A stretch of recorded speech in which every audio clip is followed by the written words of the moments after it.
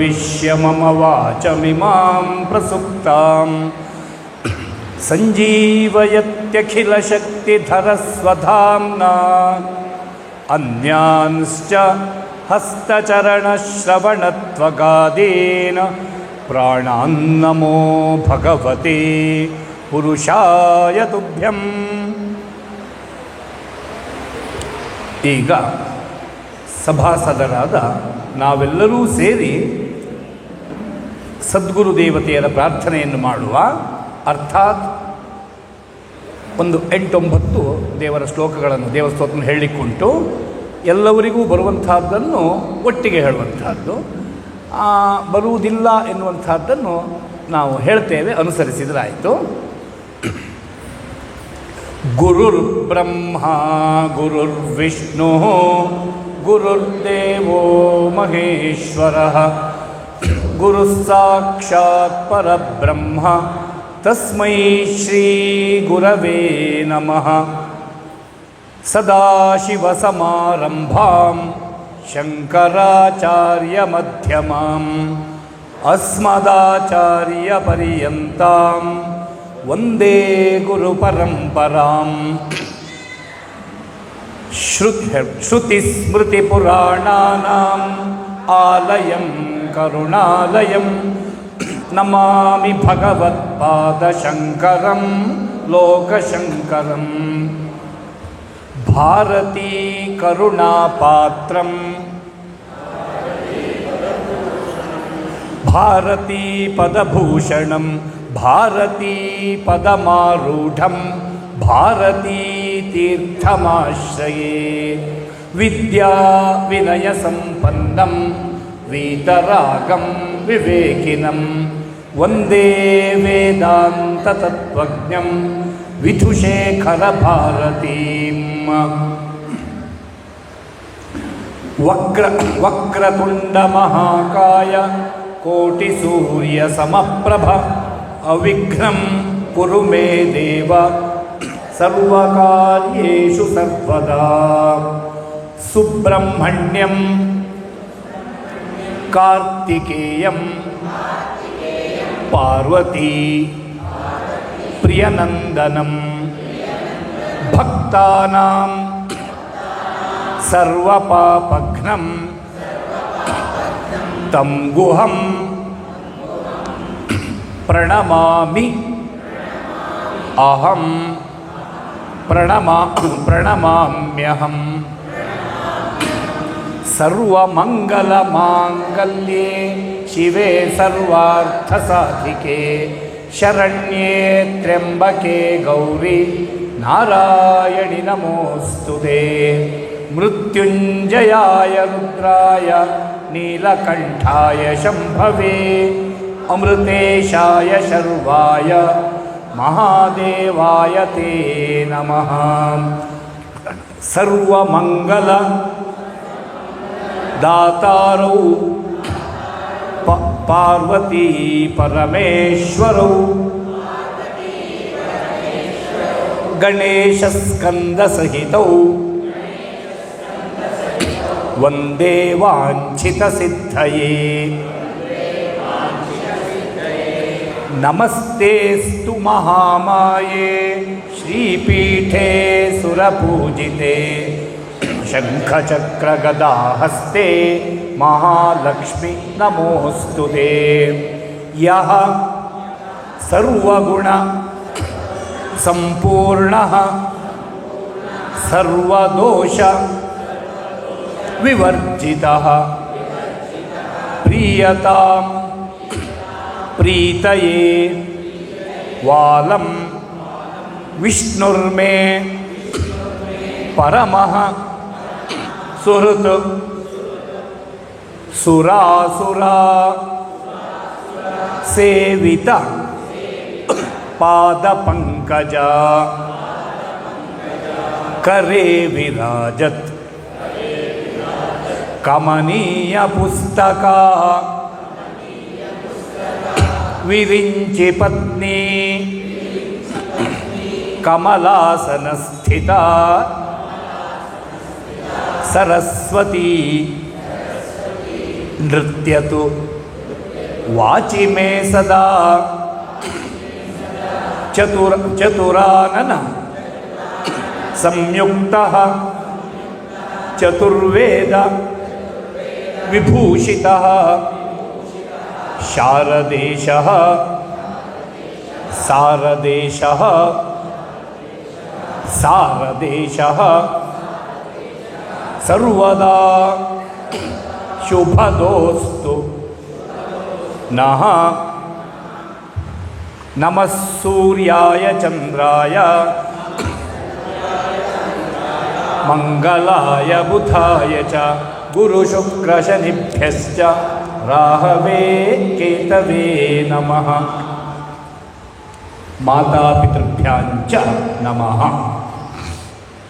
ಹೀಗೆ ಈ ಪವಿತ್ರವಾದ ಕೈಲಾಸದ ದೇವತೆಯರು ಇರುವ ಈ ಸನ್ನಿಧಾನ ಅಂದರೆ ಒಲ್ಲಿ ದೇವಸೇನಾ ಸಹಿತರಾದ ಶ್ರೀ ಸುಬ್ರಹ್ಮಣ್ಯ ದೇವರು ಇಲ್ಲಿ ಶ್ರೀ ನಾಗಸ್ವರೂಪಿಯಾಗಿಯೂ ಇದ್ದಾರೆ ಎಂಬುದಾಗಿ. ಆದರೆ ಎಲ್ಲಿ ವಲ್ಲಿ ದೇವಸೇನಾ ಸುಬ್ರಹ್ಮಣ್ಯ ದೇವರು ಇರುತ್ತಾರೆ, ಇವರ ಜೊತೆಗೆ ಆಟವಾಡಲಿಕ್ಕೆ ಇವರ ಅಣ್ಣನಾದ ಸಿದ್ಧಿಬುದ್ಧಿಪತಿಯಾದ ಮಹಾಗಣಾಧಿಪತಿಯು ಬೇಕೇ ಬೇಕು.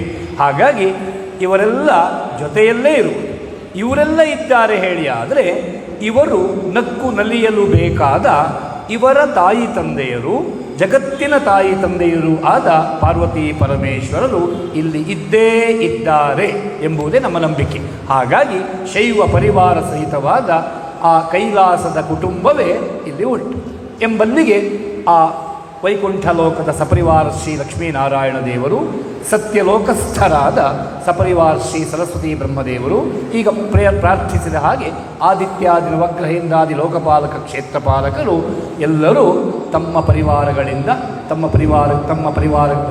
ಪರಿವಾರಗಳಿಂದ ತಮ್ಮ ಪೌತ್ರಿ ಪುತ್ರ ಪತ್ನಿಯರಿಂದ ಕೂಡಿಕೊಂಡು ಇಲ್ಲಿ ನೆಲೆಸಿದ್ದಾರೆ. ಆದ್ದರಿಂದ ಇವರಿಗೆ ಪ್ರಥಮತಃ ಪ್ರಣಾಮವನ್ನು ಸಮರ್ಪಿಸಬೇಕಾದ ಈ ಹೊತ್ತಿನಲ್ಲಿ ನಮಗೆ ಜನ್ಮವನ್ನು ಕೊಟ್ಟು ಸರ್ವದಾ ಗುರುದೇವತೆಯರನ್ನು ತೋರಿಸಿ ಸದ್ಗುರು ಸರ್ವಮಹಾಸ್ವಾಮೀಜಿಯವರನ್ನು ತೋರಿಸಿಕೊಡುವ ನಮ್ಮ ತಾಯಿ ತಂದೆಯರಿಗೆ ಪ್ರಥಮ ಪ್ರಣಾಮಗಳಿವೆ. ನಮ್ಮ ತಾಯಿ ತಂದೆಯವರಿಗೆ ಅವರ ತಾಯಿ ತಂದೆಯರು ಅಮ್ಮನ ಅಪ್ಪನ ಬದಿಯಿಂದ ತಾಯಿ ತಂದೆಯರು ಯೋಚಿಸ್ತಾ ಬಂದರೆ ಇದಕ್ಕೊಂದು ತಾಯಿ ಬೇರು ಪಿತೃಲೋಕದಲ್ಲಿ ಉಂಟು. ಇಂಥ ಪಿತೃಲೋಕದಲ್ಲಿರುವ ಸಕಲ ಪಿತೃದೇವತೆಯರಿಗೂ ನಾವು ನಮಸ್ಕರಿಸುತ್ತಲೇ ಜೀವನವನ್ನು ನಡೆಸ್ತಾ ಇರಬೇಕು. ಅವರಿಗೂ ಪ್ರಣಾಮ. ಜೊತೆಗೆ ನಮಗೆ ಸರ್ವದೇವತೆಯರು ಸರ್ವಮಹಾಸ್ವಾಮೀಜಿಯವರನ್ನು ತೋರಿಸಿಕೊಡುವ ಸಕಲ ಸದ್ಗುರು ವೃಂದಕ್ಕೆ ಪ್ರಣಾಮವನ್ನು ಸಮರ್ಪಿಸಬೇಕು. ಸದ್ಗುರು ವೃಂದಕ್ಕೆ ಪ್ರಣಾಮವನ್ನು ಸಮರ್ಪಿಸುವ ಈ ಹೊತ್ತಿನಲ್ಲಿ ನಮಗೆ ಈ ಸದ್ಗುರು ವೃಂದವೆಂಬ ಸುಂದರವಾದ ಈ ಹಾರದಲ್ಲಿ ಅನೇಕ ರತ್ನಗಳು ಕಾಣುವುದೇ ಸತ್ಯವೆಂದಾದರೆ ಇದರಲ್ಲಿ ಶಾಂಕರ ಮಾಧ್ವ ರಾಮಾನುಜ ಮಾರ್ಗದಲ್ಲಿ ಮೂಡಿಬಂದ ಎಲ್ಲ ಇತಿವರೇಣ್ಯರು ಕಾಣಿಸ್ತಾರೆ. ಈ ಆಚಾರ್ಯತ್ರಯರ ಹಿಂದೆ ಮೂಡಿಬಂದವರು, ಅವರ ಅನಂತರ ಮೂಡಿಬಂದವರು ಆದ ಇವರ ಹಿಂದೆ ಇವರ ಅನಂತರ ಮೂಡಿಬಂದವರಾದ ಸಕಲ ಸಿದ್ಧರು, ಪರಮಹಂಸರು, ಅವಧೂತರು, ಹೀಗೆ ಎಲ್ಲ ಇತಿವರೇಣ್ಯರು ಕಾಣಿಸುತ್ತಿರುವ ಈ ಹೊತ್ತಿನಲ್ಲಿ ಇವರೆಲ್ಲ ರತ್ನಗಳೇ ಆಗಿದ್ದಾರೆ. ಇದರಲ್ಲಿ ಮತ್ತೆ ಮುಖ್ಯವಾಗಿ 2 ರತ್ನಗಳು ಶೃಂಗೇರಿಯ ಜಗದ್ಗುರುದ್ವಯರಾದ ಶ್ರೀ ಮಹಾಸನ್ನಿಧಾನಂಗಳವರೇ ಆದ ಶ್ರೀ ಭಾರತೀ ತೀರ್ಥ ಮಹಾಸ್ವಾಮೀಜಿಯವರು ಏತತ್ ಕರಕಮಲ ಸಂಜಾತರ ಇವರ ಕರಕಮಲದಲ್ಲಿ ಮೂಡಿಬಂದ ಸನ್ನಿಧಾನಗಳವರೇ ಆದ ಶ್ರೀ ವಿಧುಶೇಖರ ಭಾರತಿ ಮಹಾಸ್ವಾಮೀಜಿಯವರು ಈ ರತ್ನದ್ವಯಂ ನಮಗೆ ಇಲ್ಲಿ ಈ ಸುಂದರವಾದ ಸದ್ಗುರು ಹಾರದಲ್ಲಿ ಕಾಣಿಸುತ್ತಾ ಇದ್ದಾರೆ. ಇಷ್ಟೇ ಮುಖ್ಯವಾಗಿ ನಮಗೆಲ್ಲ ಕುಲಗುರುಗಳು ಎನ್ನುವಂಥದ್ದು ಬಹಳ ಮುಖ್ಯವಾದ ವಿಚಾರ. ಕುಲಗುರುಗಳನ್ನು, ಕುಲದೇವತೆಯರನ್ನು ಮರೆತು ಯಾವ ದೇವರ ಪೂಜೆಯನ್ನು ಮಾಡಿದರೂ ಅದು ಸಾರ್ಥಕವಾಗುವುದಿಲ್ಲವೆಂಬುದಾಗಿ ಜ್ಞಾನಿಗಳೆಲ್ಲ ಹೇಳಿಕೊಟ್ಟದ್ದರಿಂದ ನಮ್ಮ ಕುಲಗುರುಗಳು ಶ್ರೀ ಶಾಂಕರ ಮಾರ್ಗದಲ್ಲೇ ಮೂಡಿಬಂದವರು, ಶ್ರೀ ಶಾಂಕರ ಮಾರ್ಗದಲ್ಲಿ ಮೂಡಿಬಂದವರೇ ಆದ ಉಡುಪಿಯ ಬ್ರಹ್ಮಾವರದ ಪಕ್ಕದ ಅಂಗಾರಕಟ್ಟೆಯ ಪಕ್ಕದಲ್ಲಿರುವಂತಹ ಮಾಬುಗಳದ ಒಳಗಿರುವ ಶ್ರೀ ಕ್ಷೇತ್ರ ಶ್ರೀ ಕ್ಷೇತ್ರ ಬಾಳೆಕುದುರು.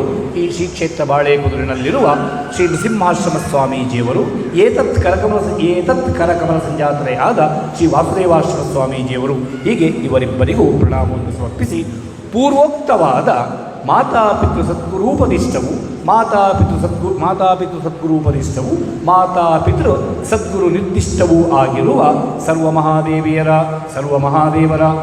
ಮಹಾಸ್ವಾಮೀಜಿಯವರ ದಿವ್ಯ ವೃಂದ ಈ ಶ್ರೀ ಕ್ಷೇತ್ರದ ದೇವಸ್ಥಾನದಲ್ಲಿ ನಮಗೆ ಕಾಣಿಸುತ್ತಾ ಇದೆಯಾದ್ದರಿಂದ ಜಗಜ್ಜನನಿ ಜನಕರಾದ ಇವರೆಲ್ಲರಿಗೂ ಪ್ರಣಾಮವನ್ನು ಸಮರ್ಪಿಸಿ ಸಭಾಸದರಾದ ಪುಟ್ಟ ಕಂದಮ್ಮನಿಂದ ಹಿಡಿದು ಪುಟ್ಟ ಹುಡುಗಿಯಿಂದ ಮಹಾಮಾತೆಯವರವರೆಗೆ, ಪುಟ್ಟ ಹುಡುಗನಿಂದ ಮಹನೀಯರವರೆಗೆ ಯಾರೆಲ್ಲ ಕುಳಿತಿದ್ದೀರಿ ನೀವೆಲ್ಲ ಸಭಾರತ್ನಂ. ಇಂಥ ಪೂಜ್ಯರಾದ ತಮ್ಮ ಹೃದಯ ಮಂದಿರದಲ್ಲಿ ನಾವು ಈಗ ಯಾರಿಗೆ ನಮಸ್ಕರಿಸಿದೆವೋ, ಯಾರನ್ನು ಮನಃಪೂರ್ವಕವಾಗಿ ಸ್ತುತಿಸಿದೆವೋ ಇಂಥ ಸದ್ಗುರು ಗೀರ್ವಾಣಗಣವು ಕುಳಿತದ್ದು ಕಾಣಿಸ್ತಾ ಇದೆ. ಆದ್ದರಿಂದ ತಮ್ಮೆಲ್ಲರಿಗೂ ಪ್ರಣಾಮವನ್ನು ಸಮರ್ಪಿಸುವ ಈ ಹೊತ್ತಿನಲ್ಲಿ ಅಘೋರ ಮಹರ್ಷಿಯ ಆ ರುದ್ರಮಂತ್ರ, ಅವರು ಕೊಟ್ಟ ರುದ್ರಮಂತ್ರದ ಪ್ರಕಾರ ನಮಸ್ತಭಾಭ್ಯ ಸಭಾಪತಿಭ್ಯಶ್ಚ ಭೋ ನಮಃ ಎಂಬ ಮಂತ್ರದ ಅಡಿಯಲ್ಲಿ ಯೋಚಿಸಿ, ಮಂತ್ರದ ಅಡಿಯಲ್ಲಿ ತಮಗೆ ಪ್ರಣಾಮವನ್ನು ಸಮರ್ಪಿಸುತ್ತಾ ವಿಚಾರಕ್ಕೆ ಪ್ರವೇಶವನ್ನು ಮಾಡಲಿಕ್ಕೆ ಶ್ರೀ ಸದ್ಗುರು ಗೀರ್ವಾಣ ಗಣದಿಂದ ಈ ದಿವ್ಯ ಸಭೆಯಲ್ಲಿ ಕುಳಿತ ದೇವತಾ ಸ್ವರೂಪಿಗಳೇ ಆದ ತಮ್ಮಿಂದ ಅನುಮತಿಯನ್ನು ಯಾಚಿಸುತ್ತಾ ಇರುವಂತಹದ್ದು.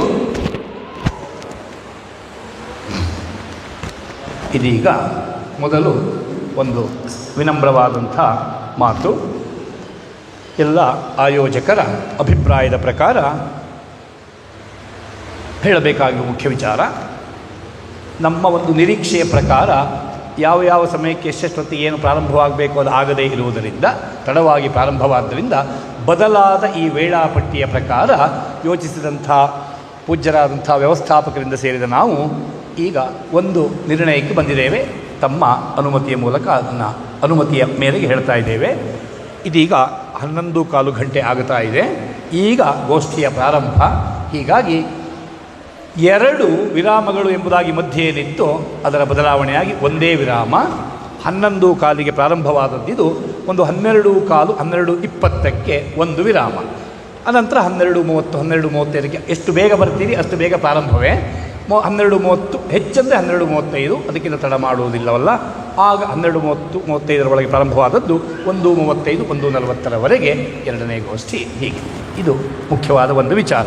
ಎರಡನೇದಾಗಿ ಈ ನಮಗೆ ಕೊಟ್ಟಂಥ ವಿಚಾರ, ಒಂದು ಗೋಷ್ಠಿಗೆ ಎರಡು ಗೋಷ್ಠಿಗಳಿಗೆ ಮತ್ತೊಂದು ಸಾಧನಾ ಪಂಚಕಂ ಎಂಬುದಾಗಿ.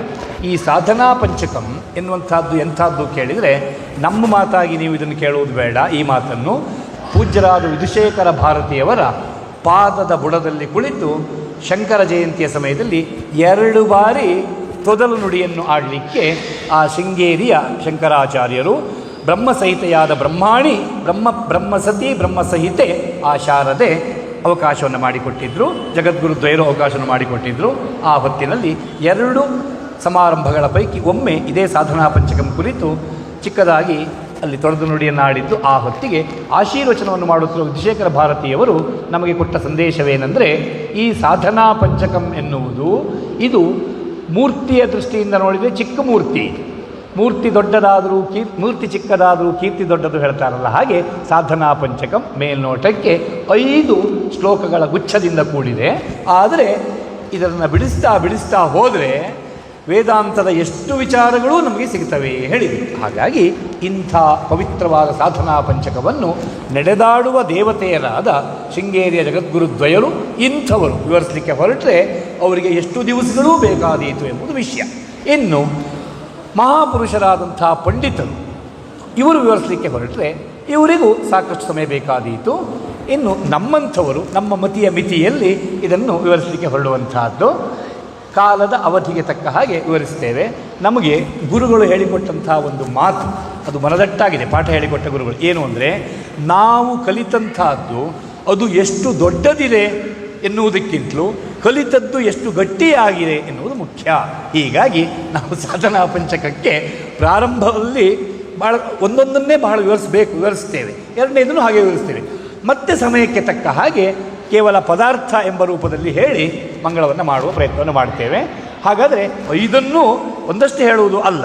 ಈಗ ಒಂದಾದರೂ ಸ್ವಲ್ಪ ಚೆನ್ನಾಗಿ ಆದಷ್ಟು ಮಟ್ಟಿಗೆ ವಿವರವಾಗಿ ತಿಳಿದುಕೊಳ್ಳುವ ಅವಕಾಶವಾದಾಗ ಎರಡನೇದು ಎಂಬ ಧ್ಯೇಯದ ಜೊತೆಗೆ ಮೂರದ ಅರ್ಥವನ್ನು ಮಾತ್ರ ಹೇಳುವಂಥ ಒಂದು ಪ್ರಯತ್ನವನ್ನು ಮಾಡುವ.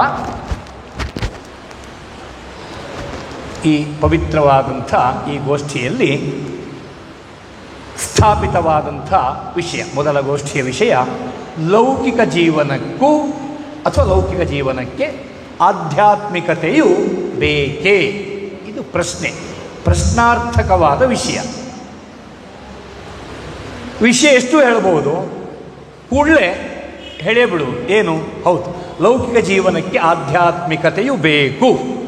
ಪ್ರಶ್ನೆ ಏನುಂಟು, ಆ ಪ್ರಶ್ನಾರ್ಥಕವಾದ ವಿಷಯವನ್ನು ಉತ್ತರ ರೂಪಕ್ಕೆ ತಿರುಗಿಸ್ಕೊಂಡೇ ಮಾತಿನ ಪ್ರಾರಂಭ.